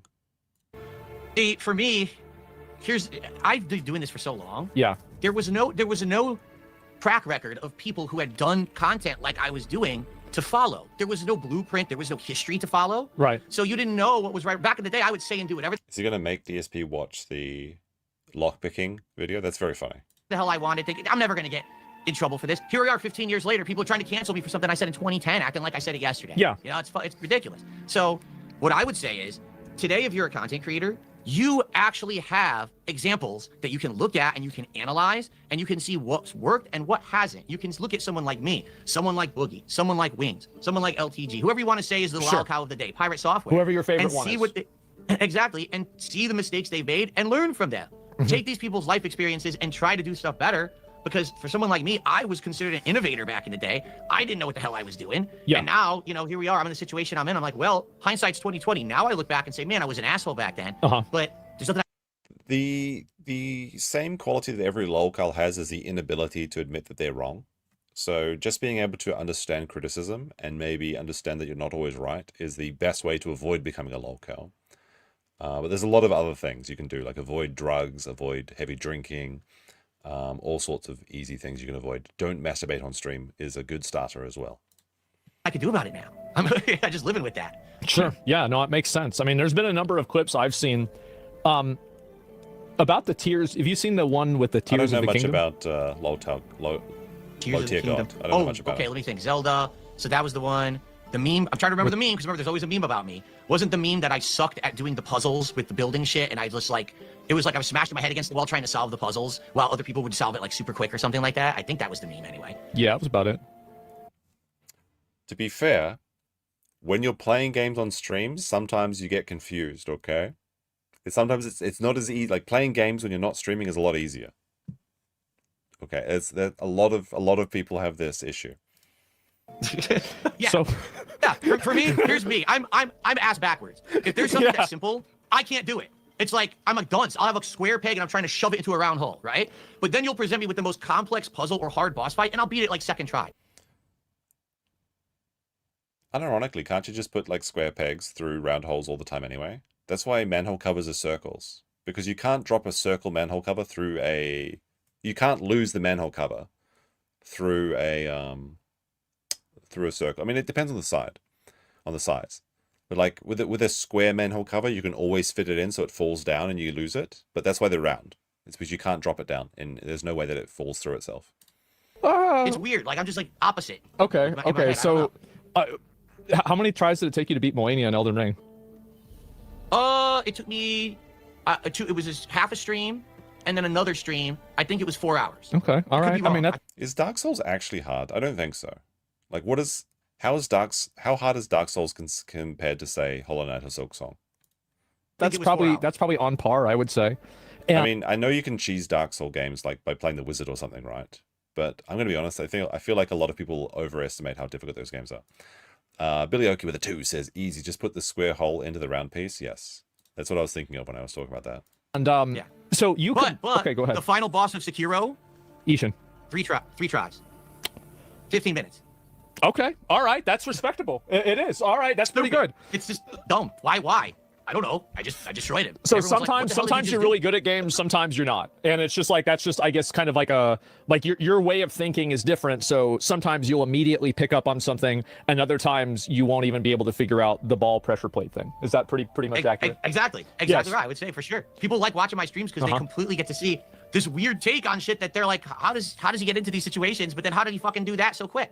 You know? Okay. Yeah. So yeah, I haven't seen the Sekiro thing. I'm gonna have to look at it again. And apparently, there's Battlefield 6 was another one. It's not very hard, just requires a lot of grinding. So it's artificial difficulty then. That. Oh, I did terrible at that game. So did I'm I. also currently doing awful at Call of Duty. I Yeah. can't fucking play it this year for kill to save my life. I can't. I'm sucking horribly at it. Yeah, no, I don't blame you. I mean, so this is, I mean, it's very interesting to talk to you about it because, I mean, I've heard about a lot of these stories. Like, I've seen the detractor videos and I've seen a lot of this stuff. Do you wish that the detractors would stop making videos about you? No, because it's their Oh. right. It is their right within the law to make a transformative work about me Sure. and to criticize me or to make fun of me. That Do you think DSP believes this? Is this true, chat, or is he just saying this because he's trying to sound reasonable? Do you think he's got voodoo dolls of his main detractors back in his room after he finishes his stream? He's gonna go poke some pins through them. Is he sounding ridiculous? Am I being subjected to pignosis right now? Because he's sounding very reasonable. That's fine. Yeah. What I don't want and what is illegal and should stop immediately is people who are live restreaming me right now because they're not adding anything. They're literally illegally stealing the content and making views and money on it. People who rip my shit raw and just put it up illegally. That has to stop. but I can't stop it because I can't be issuing lawsuits up, down, left, and right. I don't make that much money to be doing that. And plus, I don't want to tie up the courts with this shit, with how many people are out there doing it. So that needs to stop. The transformative work stuff, I have no problems with. Dark Souls is about pattern recognition and not level grinding. Well, I'm terrible at recognizing patterns, so it'd probably be very difficult for me.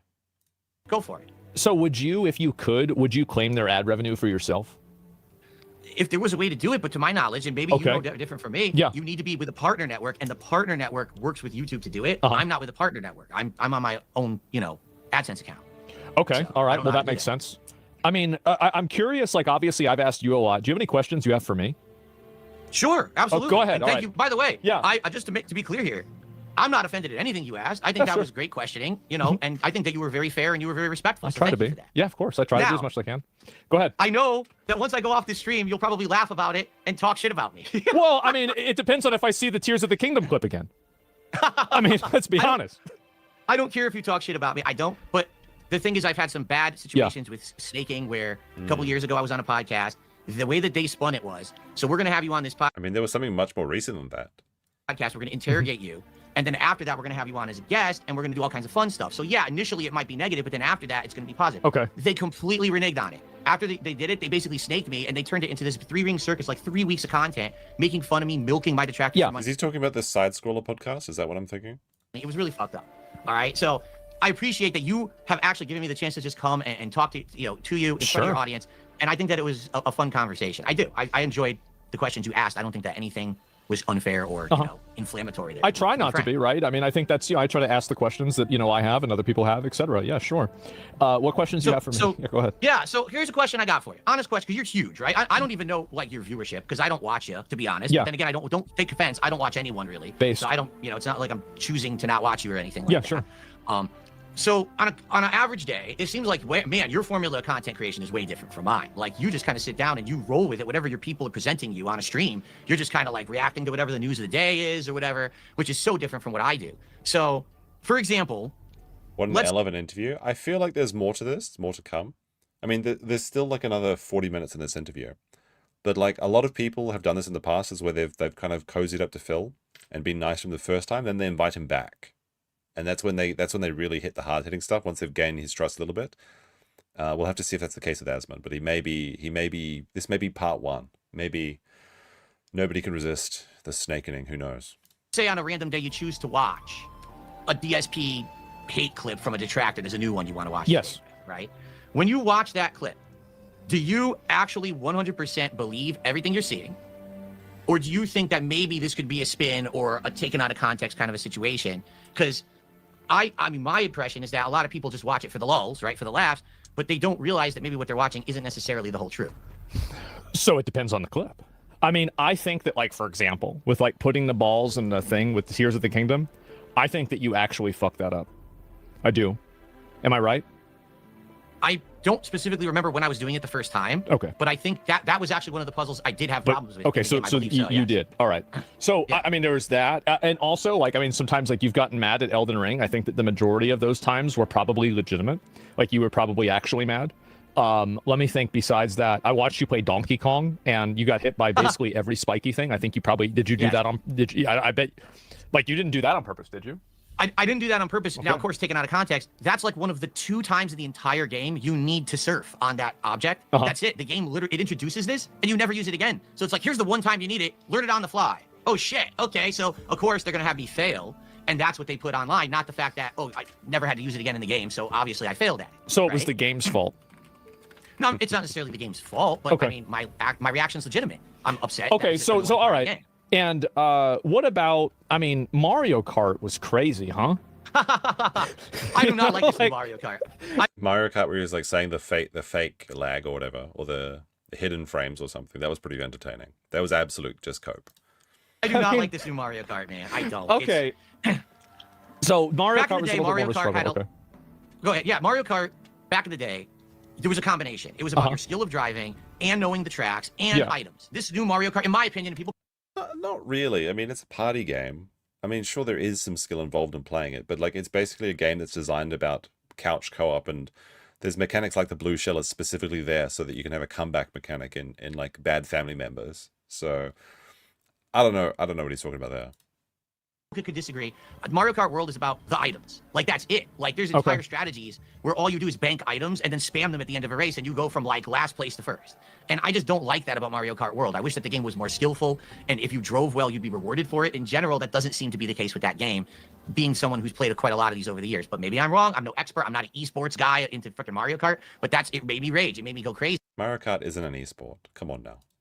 Because I want a skillful game. I want a game where I'm driving well, I get rewarded for it, not punished because someone had a godlike item and bypasses me at the last minute. But like the game is designed around having better items the further back you are, because you need the comeback mechanic to get any chance at all. Otherwise, it's just really boring for everyone that like gets hit by the first blue shell, and then they can never catch back up. So a lot of people in my chat are saying that you're right. I'll be honest, they are. I mean, I bought Mario Kart, I never played it. So I'm not even really sure. So yeah, those are like, but okay, so I guess I was right at least about all of those. And I do think that, I mean, the asking for money thing, definitely you do it a lot. I definitely think you do it a lot. But, you know, it's like, that's the way somebody's going to do their stream. I mean, fuck, like that's not my problem, right? Here's the question. Okay, here's the question. Your honest answer to this, please. I'll give you an honest answer. You've seen the clips of how I ask for contributions on my streams and everything. I've just told you, in general, more often than not, I actually hit these goals. Yes. Okay? So if I have an audience that comes to my stream every day, enjoys the content enough to support it, doesn't mind me asking like that, is there a problem? Well, I mean, I think that you're introducing a bit of a fallacy there, aren't you? Because there are a lot of people that also don't like it. So you're kind of comparing it to an unknown. So like if you're not doing it and you're not asking for the money, there's not really a control group that you can look at and say, okay, well, with me doing this, I'm making this much money, but if I stop doing it, I would make a different amount of money. That I don't agree with Asmon what he's saying here. Like, because you're never forced to watch a stream. Like when we were talking earlier about the beggars, like if you're going to the bank and there's a beggar playing the violin next to the ATM, I can't switch that guy off. You can always just walk away from a live streamer. So I'm not sure the comparison that Asmon's really making here at all. So I already told you that I tried that. Like, could Phill be making more money if he just got a real job? Perhaps. But I don't think that this is the correct analogy to put to Phill. I mean, for a day, I did not ask, and I made $30. I mean, would you really say that doing it for a day would be a good point to kind of? I mean, is that really like? I mean, I get it. It's something, right? But like in a general sense, I feel like, and also, I mean, do you think that it's worth the negative sentiment and negativity where people have this perception of you of like being a beggar and like because you're? It's hard to measure the negative effect. I mean, clearly it is worth it for Phill because he continues to do it. Some people have said that he's trapped in this begging ecosystem because otherwise he won't be able to make the transition into a real life. I think it's clearly worth it for Phill. Of that because you don't know how many people choose not to watch because of something like that, right? So it's very hard for you to come, like not you, but like for a person to come to a conclusion with that answer because it's just impossible to know. That's what I would say. Okay. Now, in regards to what you're saying here, okay, you're saying basically maybe if I didn't ever ask for contributions, I'd actually get more viewers or whatever. I think it would, yeah. But here's the thing, and this is, I've been there. Maybe I know you have detractors too. I just don't know. Every streamer has detractors. Yeah. Right. For me, okay, if I right now, cold turkey, said to my audience, guess what, guys? I'm never going to ask for a contribution ever again. All right, and I literally did it, and I never did it. That moment, my detractors would move on to another thing that they don't like about me, and that would become the next meme. And the reason that I know that, they've already done it tons of times. Like with the wrestling game. But that was a thing for a big time. It is still a thing. Now, because last year I admitted to it, it's in the past. Now it's the begging. That's the new thing. So now the begging is the problem. But what about all the other streamers who ask for contributions? Oh, that's fine. But because DSP does it, it's not good. Right? Just because of me, because I'm doing it. Anyone else can do it, it's fine. You can have entire people who are based on doing things on their streams that you think are immoral or whatever. That's okay. But if DSP asks for contributions from active viewers who like the content, that's not acceptable. So if I were to not do that, it would just be another thing and another thing. And that's the thing. I don't care. And this may be shocking to people. I don't care about people who don't like me.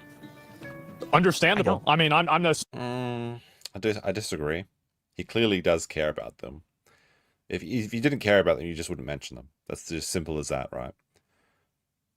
I think he does care about them a lot, and it does make him very annoyed. But I think he accepts it. Like he's willing to accept the shit flinging for the life that it provides for him. Same way, I have a lot of people that don't like me, and you just got to deal with it.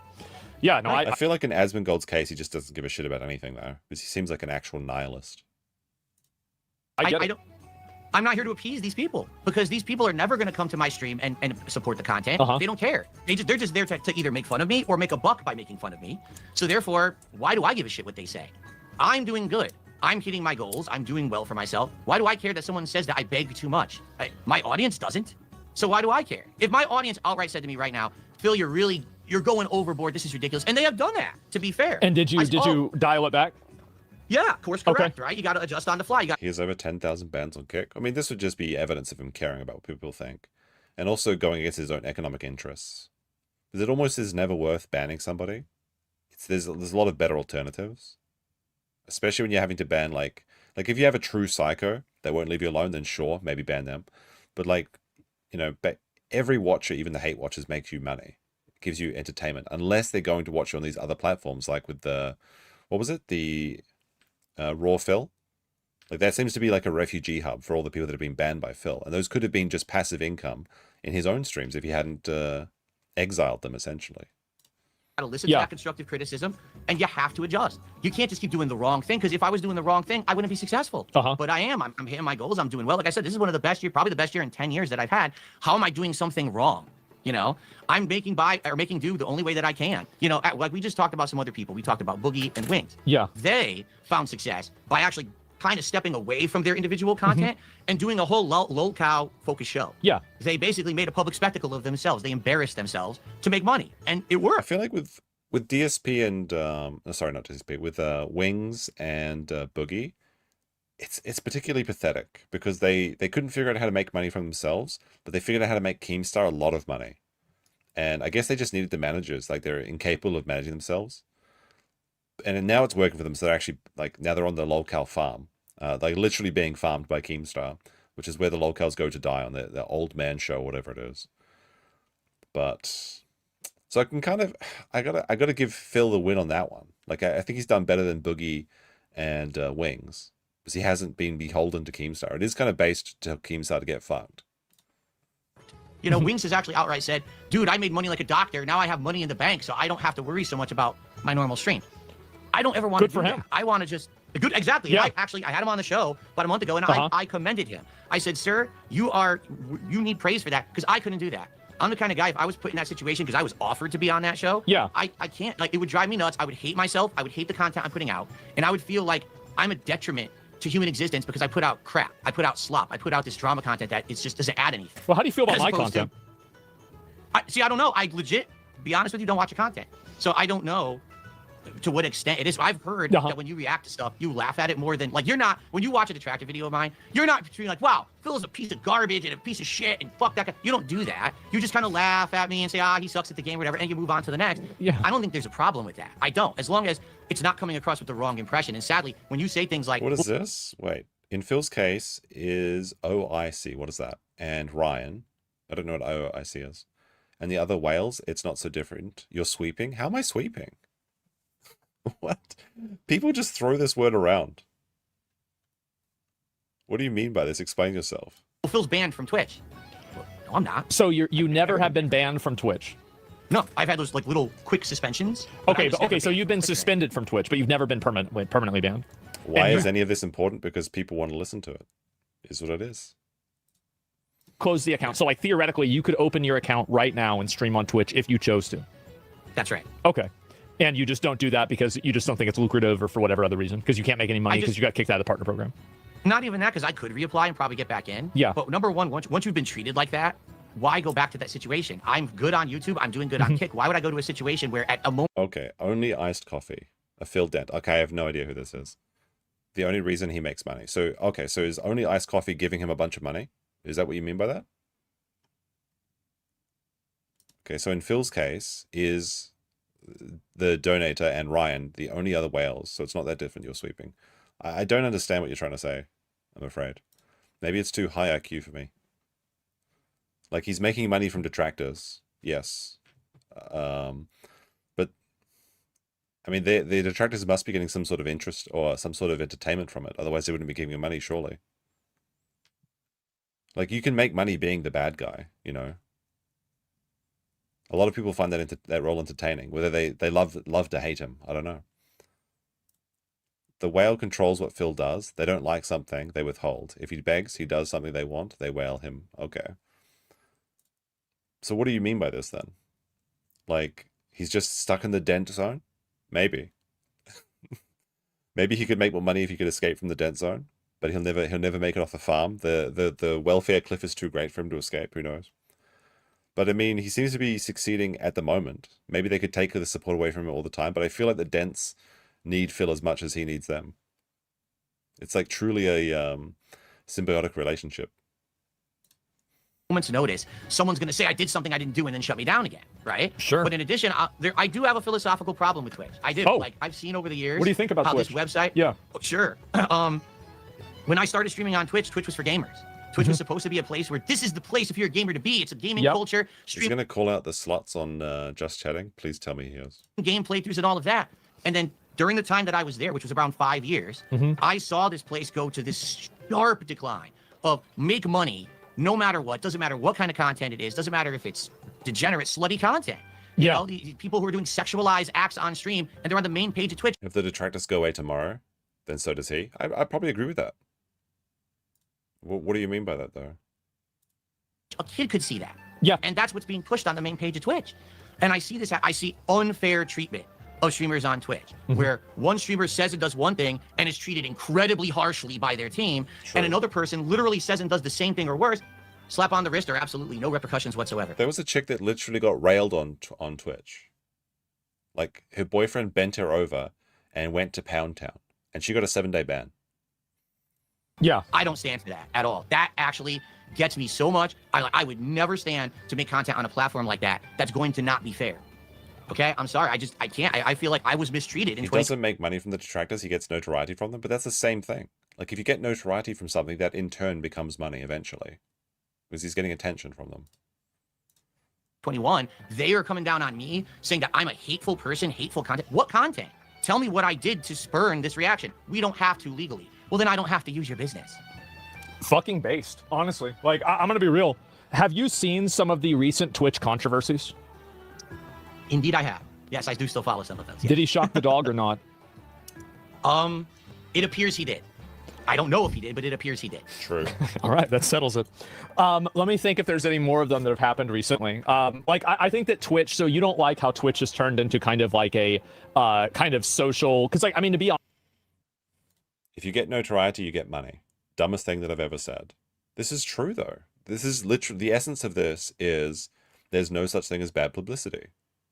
If you get attention, whether positive or negative, provided you're not banned from it, it will increase your bank account. they've nerfed the e-girls a lot. Like, all those girls that used to be in, like, pools and, you know, like, selling bathwater and stuff. Like, I don't know. Inflatable pickle ricks. Yeah, I know her. Yeah, for sure. That was Asian Bunny and Amaranth. I know. And, yeah, they Wings did very makes no money. How much notoriety does he have these days, though? Like, he's been relegated to the lolcal, like, retirement home. He gets his money through Keemstar. Dick Jones says, I did nothing wrong. I did everything correctly. Exactly. It's broken, bugged streaming mechanics. Got a link to the Pound Town stream. You could find it if you really wanted to. Just search for girl gets fucked on Twitch or something. But you might get a bunch of people like, I was gonna make an Emery joke. That's kind of bad. well.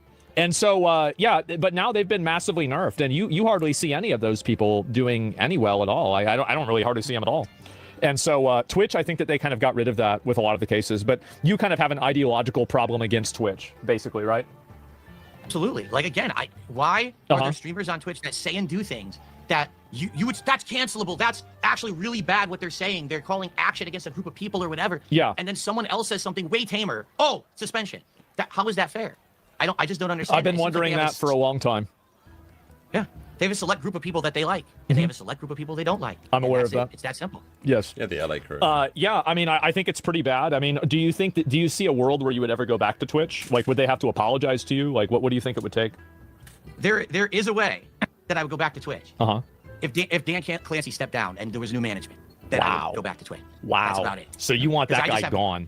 I mean, that's actually a good idea by Phill. Like, Dan Clancy should step down. That'd actually be great for Twitch, I believe. I have no confidence in the people who are running that business that they're doing the right things or will ever change for the better. Like, take a look at the reaction to what happened to TwitchCon right? They got Yes. they essentially have someone there who really doesn't want to be there, but they say, well, you got to kind of be there for the contract.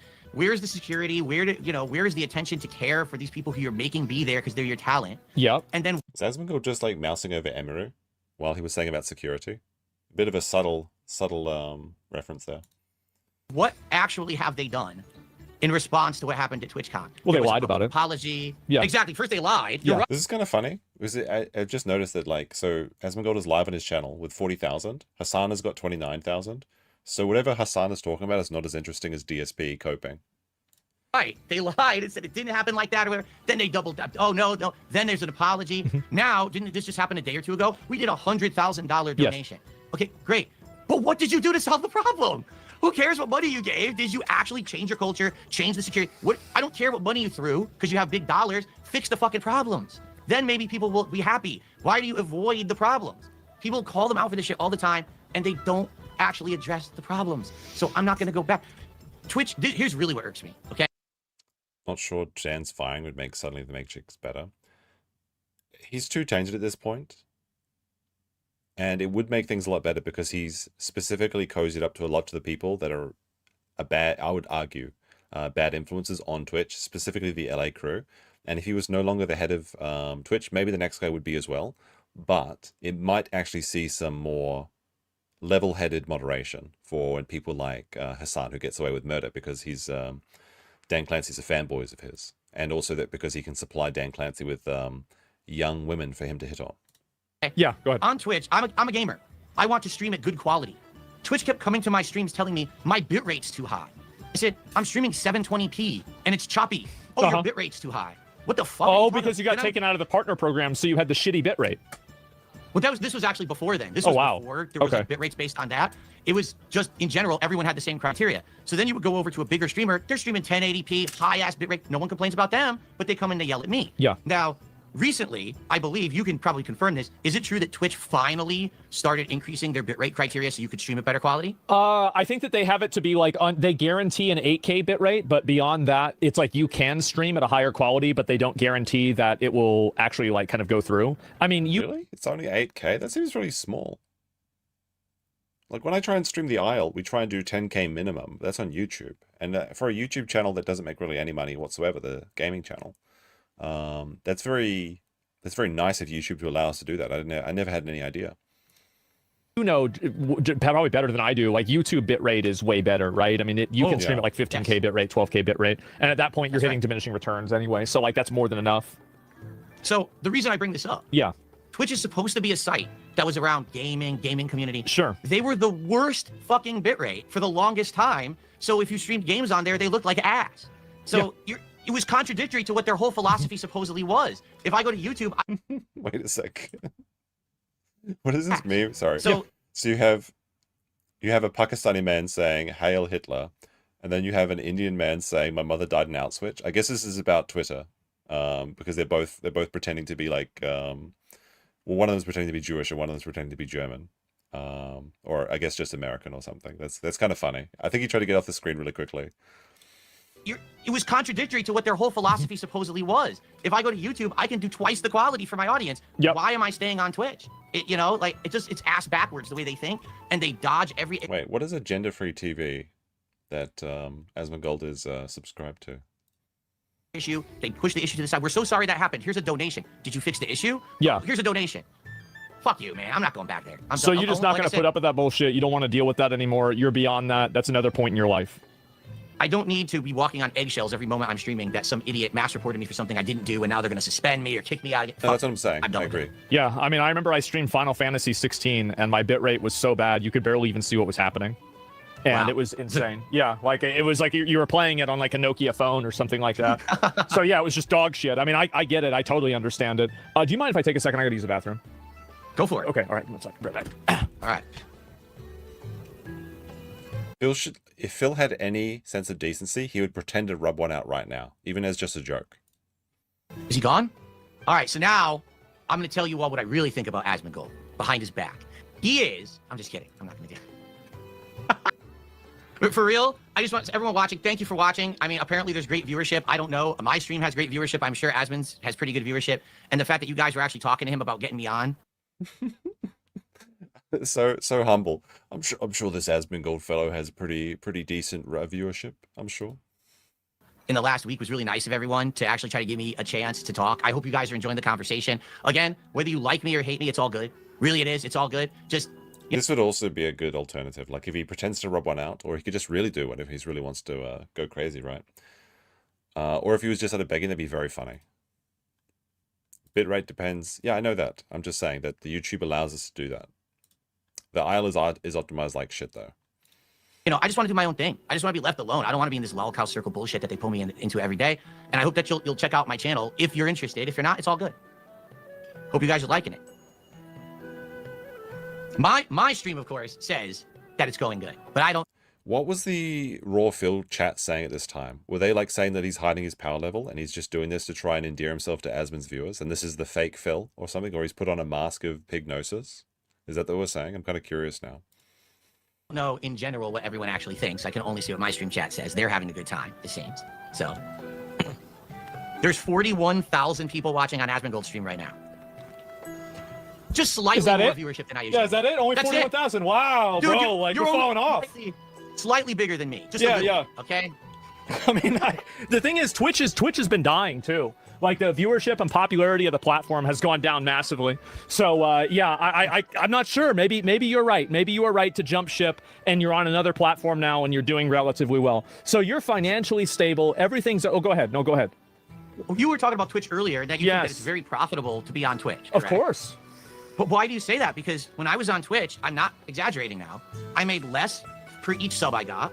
The bits, actually the bits, I guess you get 100% of the bits that they throw you, right? That's true. You do get all the bits. But the membership, or the subs, definitely you made half, right? You get half of a sub. On YouTube, you make more. On Kick, you make way more.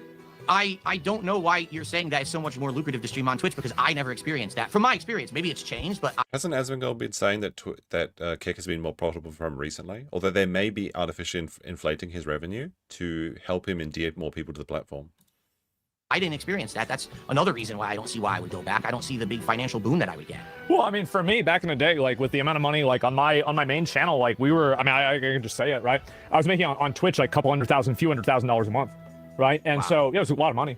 And so that was like really not even running ads or anything like that. But and like that's if you do run ads and you have people watching, etc. But like it has gone down massively. Like they basically just took a zero off of my earnings, and I changed my channel, etc. Right? But like you're right. Well, if he's losing, like I think Asmon really needs to give some more figures to make sense for this. Like if he's saying like, well, if I've got 40,000 viewers, like if he just told Phill how much he makes with 40,000 viewers, then we could actually have something to compare to. It seems like Kick is a lot more lucrative than Twitch at the moment.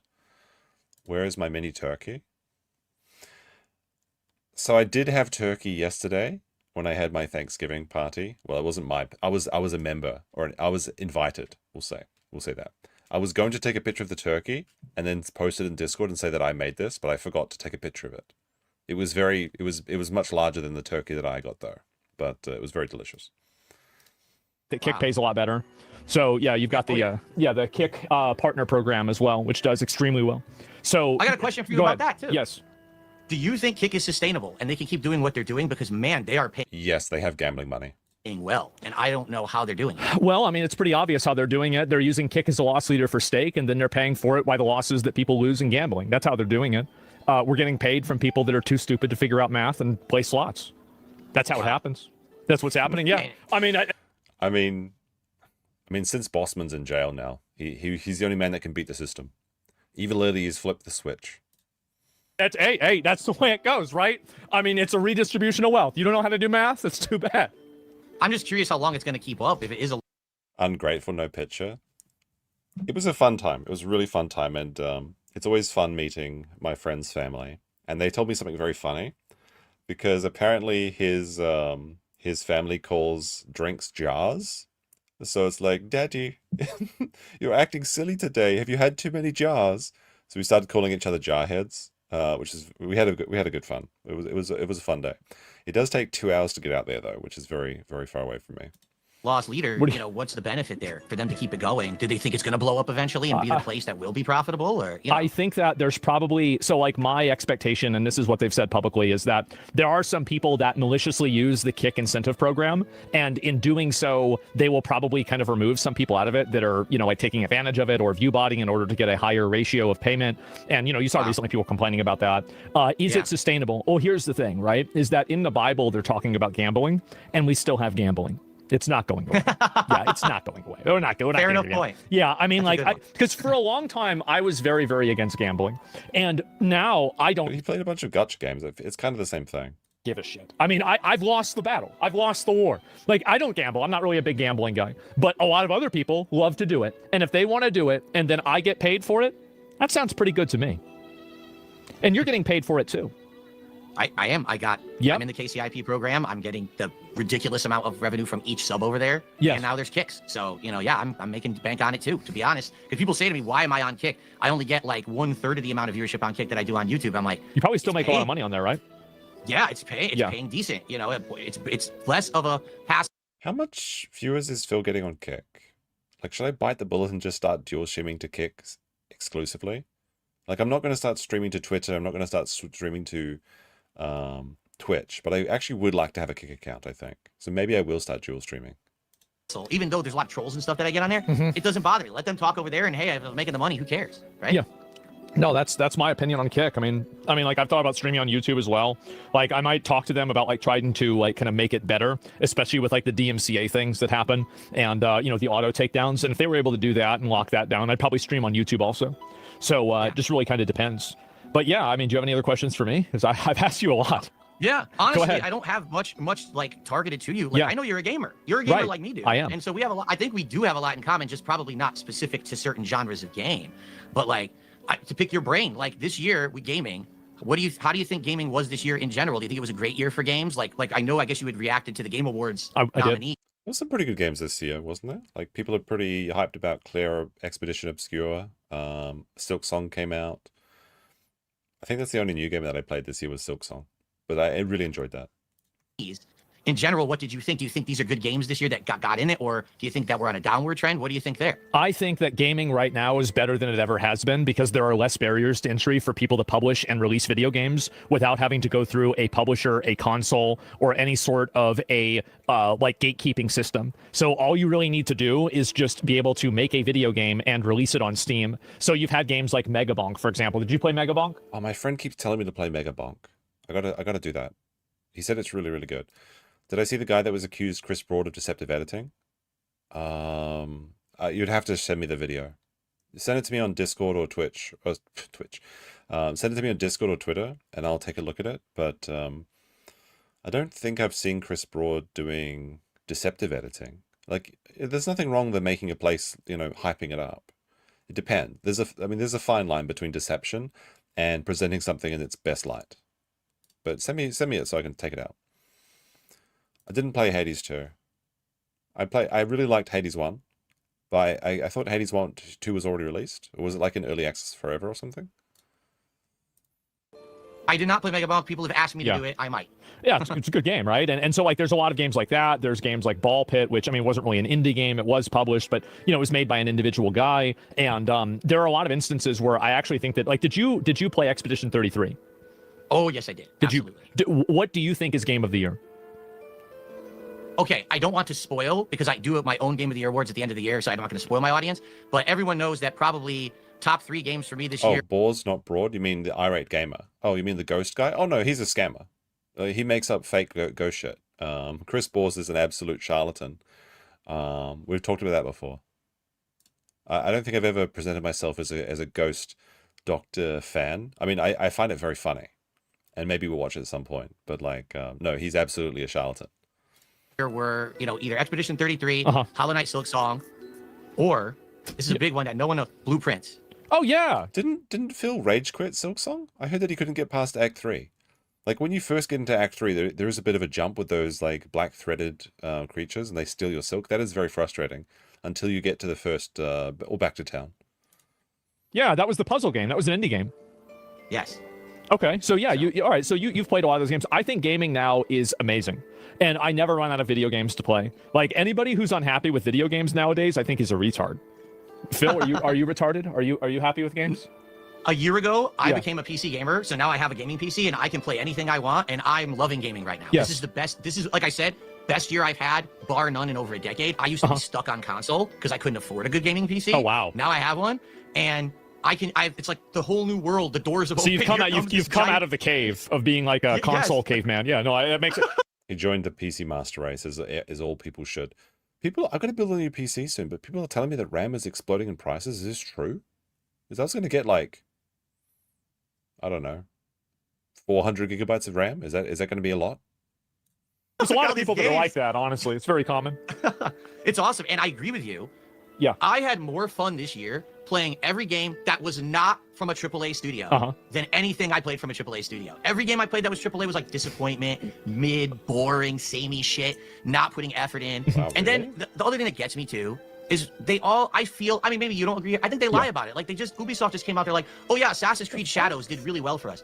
In what fucking universe? Well, it's talking about that game. It's manipulative language. So, like, whenever they said Assassin's Creed Shadows did very well, they were including Assassin's Creed Shadows in the blanket statement that Assassin's Creed was doing well categorically as a franchise. And the frame of reference that they were using, like the analytical point they were using, were the amount of people that were logged in and playing the game based off of the amount of hours that they were playing. So it wasn't actually anything about the sales of the game. It wasn't anything about the amount of actual players of the game necessarily. It was like a third level, second order fucking metric that they were using. And in my opinion, I think it's very obvious, right? If Assassin's Creed was actually doing very well and Ubisoft was doing very well, their stock wouldn't have gone down 90% in 5 years, right? It would have gone back up. Yeah, and it hasn't been going back up because it's a shitty company.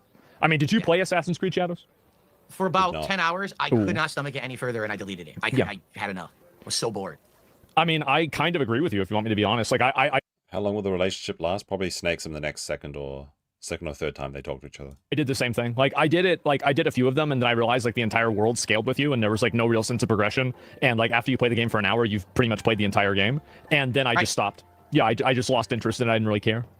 I also like games that you're supposed to be an assassin, and what you do is you go inside the enemy base and kill like 72 people. Yeah. Because that's what assassins do, right? They just wipe out entire No. Assassins usually take out one target. armies in one swoop. Very realistic to feudal Japan and how they were doing it back then. Yeah, right, of course, yeah. Because with this game, I don't know. Hey, what do you think about the statement that Phil Spencer made a little bit ago? He said, gaming is now in a slump. Like, we're in a decline, a slump, a crash, and that's why, like, our games at our studios aren't doing well. Do you think gaming is in a slump right now? I have a controversial opinion, and that's that gaming is the best it'll ever be. Because you can always go back and play the old games, with some exceptions for, like, live service games. But, like, I can play my 10-year-old games today, I can play them tomorrow, and then I can play any additional new game that I wanted. So, maybe this is not a fair standard to take. Because, you know, most people are like, no, you can only compare this year's games to next year's game, or the previous year's games. But I play a lot of old games anyway. And I play a lot of games after they've had their, like, final content patches. Like, I didn't play Cyberpunk until it had the Ghost, what was it? The Phantom Liberty. And it was great. But it was like a shit show, like when it first came out. So, I'm pretty happy with the state of gaming. I think his brand of gaming is. I think that Xbox, like, I mean, if you, I mean, look at like all the Xbox franchises, like Doom: The Dark Ages didn't really do extremely well. Like, I don't think it got nominated for anything in the Game Awards even. Like, it was just pretty much released and forgotten instantly because it was bad. You also have Halo, which, like, I mean, I don't know how they still have 343. Like, they rebranded to Halo Studios, but I think a lot of the same people are there. Like, basically, Xbox is, like, in my opinion, I think Xbox has the most consumer-friendly business model. Like, I mean, this is prior to, like, them increasing the Game Pass price by a lot. But besides that, I actually think they have a very consumer-friendly business model. But the problem is that they are also one of these publishers that release these really complex games and these really over-designed games, like these, you know, quote, AAA games, and they're just dog shit. And so I think Xbox having... Heroes of Might and Magic 3 is an amazing game. And that's like a go-to for, like, whenever I really want a good nostalgia bomb. A problem with that is really, I mean, Phil Spencer is right if you're talking about AAA video games. Like, I think he is right. But the problem is, like, a lot of the AAA games they're so involved and they're so over-designed. And I think that they're really designed by committee. And so they're set up basically to fail because you don't have any sort of cohesive vision for them. That's really the reason why I think that it fell apart. I mean, yeah, too many chefs ruin the cook, right? And I think that's why Xbox, like, Game Pass, that's why he's saying that about it. I completely agree with you. It Yeah. seems like we're in like mind on a lot of this stuff because I hear him say shit like that, and I'm like, dude, you're in charge of a major part of gaming. If gaming's in a slump, who's responsible? Yeah, Xbox is one of the biggest ones. How on earth can he just be like, oh, no, it's gaming is the slump. That's what's going on. Like, dude, just passing the buck. I mean, in truth, if that was the case, we wouldn't have had Expedition 33 selling a ridiculous amount of copies and Silksong doing well, even though it's a relatively smaller scale game. We have games that are doing well. It's just not the big AAA games anymore. And that's it's not your games. Yeah, exactly. Competition, right, spurns creativity and spurns improvement. So now the big guys who used to always have the money print for them every year are like, oh, shit, it's not printing anymore. Now we have to try again. There's a saying that I like where it's like, for something great, all you need is not enough time and not enough money. And in all of my favorite games, that's the case. It's like a small team that was just kind of scraping together and putting together something that they did it because they loved it. Like, I haven't played like AAA games, I think, in a long time, and I don't miss them whatsoever. Well, they're not able to. It's because the people that work at these studios are fucking incompetent. Like, the executives don't know anything. Such a boomer with the Discord. After the stream ends, I'll put up a link on the community tab. That'll be viewable by members, and that'll give you access to the Discord. How about that? I think that a lot of the developers and the writers are morons. Like, it's just people that are totally fucking, like, just completely out of it all the way down. Like, I think it's like a structural problem. And that's why you see new studios, like what you were saying, like Stanfall Entertainment or any of these other ones that are doing very well. And I think that really you have, like, it's the same studio like Warhorse Studios that made Kingdom Come Deliverance 2. Also a very successful studio. Many of these studios do great, and that's fine. But I think that a lot of them kind of, there's like... You just don't spam. You can say them, Just don't. If every message is a slur, then I'll probably time you out or something. But sure. I think it's like a corporate entropy where you just keep adding more and more people to the project, and it ends up like basically turning it into like this immovable mass. And I think that's what happened with like Assassin's Creed Shadows, and it's what's happened with like a number of other games like Star Wars Outlaws or Dragon Age Veilguard or something like that. Starfield has an infamous story where a game dev who no longer works there said they needed a chair design for a cutscene, and literally had to submit the request for the chair to a department to design the chair, but then had to get 2 department sign-offs to get the chair design, and then they had to wait like 2 months. So their work was held up for 2 months to get a fucking chair made for a scene. How is that game development? Like, well, it's not. I mean, did you play Starfield? It's awful. It's a piece of shit, absolute piece of shit game. Yeah, I played it a lot and I hated it. I hated, like, I'd say like 95% of playing the game, and I played it for like 70 hours. It's like someone, what I say now about these modern companies. No, you can't spam non-slurs either. Just don't spam. It's that simple. Doing is, they got a good original game. They got a Fallout, or they've got an old Assassin's Creed, right? But the people who made it aren't there anymore. So what happens is the new team, they put that game down on a photocopier, and they photocopy it. Then they got to make another one. So they take the photocopy of the photocopy, and they photocopy that. So what happens is the quality of each copy goes down, down, down, and now, oh, let's play Starfield. It's the hot new Bethesda game. What the fuck is this? It plays nothing like anything that I liked from Fallout or Elder Scrolls. How did they fuck this up so bad? Because these aren't the same people. Their talent's gone. They're just copying what their predecessors did. Are you familiar with the metaphor of like the ship of Theseus? Have you ever heard of that? I have, but it's not coming to mind. Okay, right so it's just the one where you remove a piece of, and replace a plank, and is it the same ship after every plank's been replaced? It's a good thought logic. I like it. Basically, it's the question of if you replace every single board except for one board on a ship of the original ship, is it still the ship that it originally was? Is it still the ship of Theseus? And I think that's what's happened with a lot of these studios, is that the more fun part of this question to me is if you use the old boards from that were replaced to rebuild a secondary ship, which one is the true ship? The only person that's still working there that was working there whenever they made good games is the janitor. And everybody else, everybody else is gone. So, yeah, no, I think you're totally right about that. And I think it's probably going to keep getting worse, too, if you want me to be honest. Like, a lot of these studios, I think that the way they hire people is embarrassing. I think that just in general, like, the kind of people that they bring onto teams, like, you're a bit older than I am, but, like, I hate the people that are around my age, like, I'm 35, like, that make video games, like that quirky... Asmongold's 35? What the... I thought that Phill would be younger than him. Millennial dog shit. Oh my god, I hate it so much, and it's just so fucking cringe. And now they're writing video games. Makes me crazy. Do you honestly think that Bethesda will ever put out another good game again? No. course not. Isn't Phil's like 45, right? Like, no, I mean, like, the thing is that they already fucked up. I think they fucked up with Fallout, the recent Fallout. They fucked up with Starfield. Like, I mean, they're going to make Elder Scrolls 6 good. I don't really see, like, why would anybody think that? I mean, again, now I'm looking forward and I'm hoping to be wrong. But the Imagine being older and bolder than I don't know if you watch Smiling Friends, AM, but if you watch the most recent episode of Smiling Friends, I think you'll be very entertained, okay? It was very funny. It cracked me up. is that their formula for doing things it's dated. It's a dated formula, and I don't really see them being able to innovate. I think that the best thing that they've done in the last 10 years is re-release something that they did 20 years ago. That's not very good. Right. And their revenue streams. Yeah, the Smurf one. That one was, I think, the funniest one that I've seen in a while. It was very good. I love the ending too.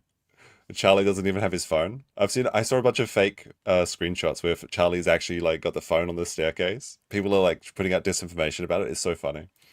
Sadly, when something like Starfield fails, let's just do some more expansions for Fallout 76 or Elder Scrolls Online. It's like this whole formula of now every game that's going to be profitable has to be this on like a live service, DLC, live service. It's nuts. It's killing gaming, and somehow we're not realizing this.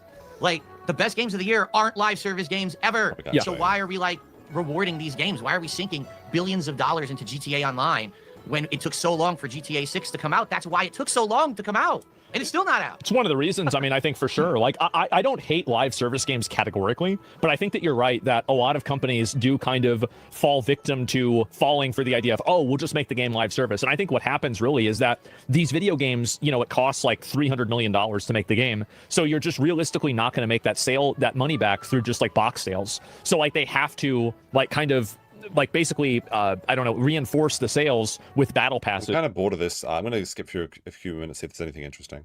Dragon's Dogma 2? I played Dragon's Dogma 2, but that was before I was on PC. It didn't run too well on console. I said on my streams too. Chatting. I'm not interested in and this. So, of course. There you go. And so, no, I mean, I do really appreciate you coming on and, you know, doing everything live. All right, there we go. This is like the ending. Okay. And I try to, you know, like hear their side of the story, etc.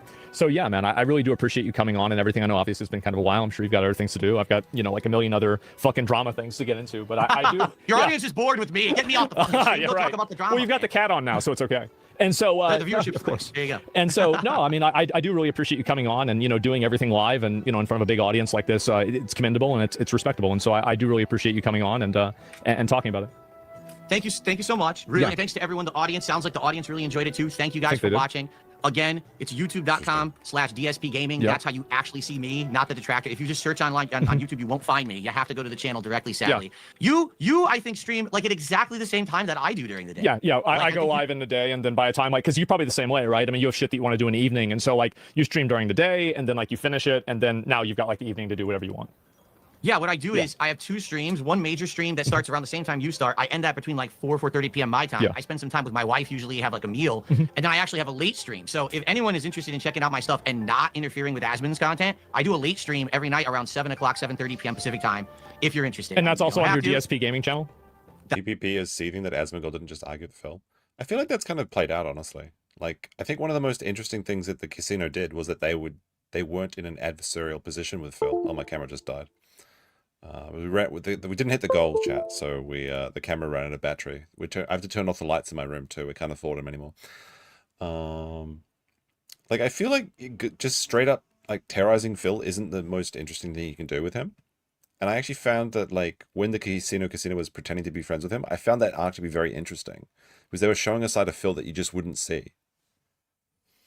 That's on DSP Gaming. Tonight I'm playing Tormented Souls 2. Okay. Continuing on with that playthrough if anyone's interested. So swing on by. You're welcome.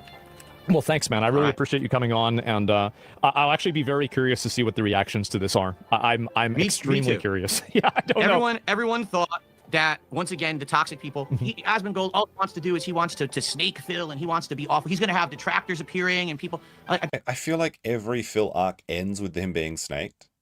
But I feel like going in with like the best intentions and then somehow it falling apart by natural circumstances is the best way for it to go. Like, I don't see Phill ever getting some real like permanent friends. But I think coming out guns blazing with him at the first point and then forcing him to leave, because he'll leave when he gets enough negative attention. I feel like that's a very boring thing you can do with a Phill interview. I never got that impression of you at all. I don't know why people are saying that shit. Maybe they were just trying to scare me out of it and to not do it. Yeah. But like, you always seem like a level-headed dude who has fair takes. And I was like, dude, it seems like when you talk about gaming in general, what I hear is like stuff that I agree with. I'm like, what's the big, like, what do they think's gonna happen? I mean, you're gonna fight or something? Like, what? Yeah, well, I mean, it's like, you spend all day and, you watch content that you totally believe and you treat it like wrestling and you believe wrestling is real too. And, you do that for a long enough time and you're going to have a very distorted view on the world, to say the least. So, yeah, no, I totally get it. And I think it's pretty common. I mean, usually like talk. I'm going to trigger all the cat owners by saying "ma-ah" and "ps, ps, ps, ps, ps." Apparently, if you say "ma-ah," the cats love it. Talking to somebody, you find out that you have more in common than you have not in common with them, even whenever it's somebody that you might have a certain impression about. And you talk to somebody and it's like, well, most people can usually get along, right? Right. So, now that being said, when are we gonna have a high-profile boxing match for $50? Oh, I don't know about that, okay? Fuck, I've already lost enough of my fucking teeth. I don't need to lose the last few of them, okay? So, yeah, no, absolutely not. But, yeah, right. I'm going to get back to it. I really appreciate it. Yeah, absolutely. Thank you very much. And, guys, DSP Gaming on YouTube and also Kick, right? It's a DSPGaming Reel on Kick. Someone stole my name before I could get the name. Okay. So it's DSPGaming Reel on Kick if you want to check. All right, that's the end of the interview. Chat, how many streams do you think it'll be before Asmongold snakes DSP, or inevitably the fallout happens? So you can post two things in chat. You can post your out of 10. How do you think this interview was out of 10? I think it was kind of interesting, but I feel like Asmon was being a little bit kitty gloves here. He could have pushed back on a bit more.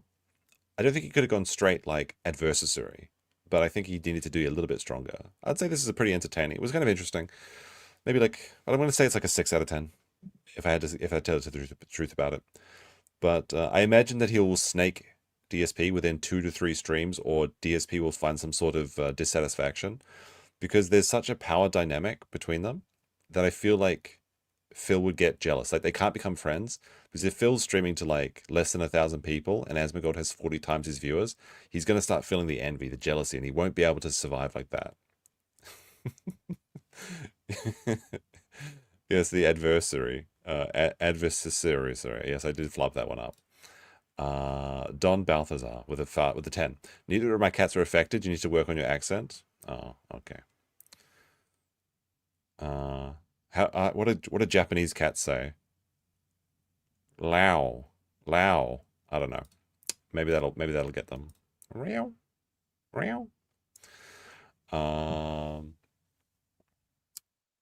Yeah, I feel like that's a problem for DSP. Like, you can't. Maybe it would be fun though, because like if you're getting enough attention from Asmongold, like if Asmongold stream rated into him or something, then maybe he could say friends. But I feel like the envy, the jealousy, it comes for all of us, you know.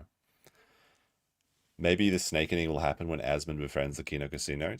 Don't they have a line with Andy Warski? The thing with Asmongold is like he will talk to anybody. He's not above going in the sector. So you never know who might show up on his channel. Anyway, guys, I hope you enjoyed that. I'll post a new members link on the Discord on the community page. And probably back tomorrow if I can think of something to talk about. You can always help me find topics, because sometimes I'm too busy and then I have to skip streams. But hope you enjoyed it, and peace.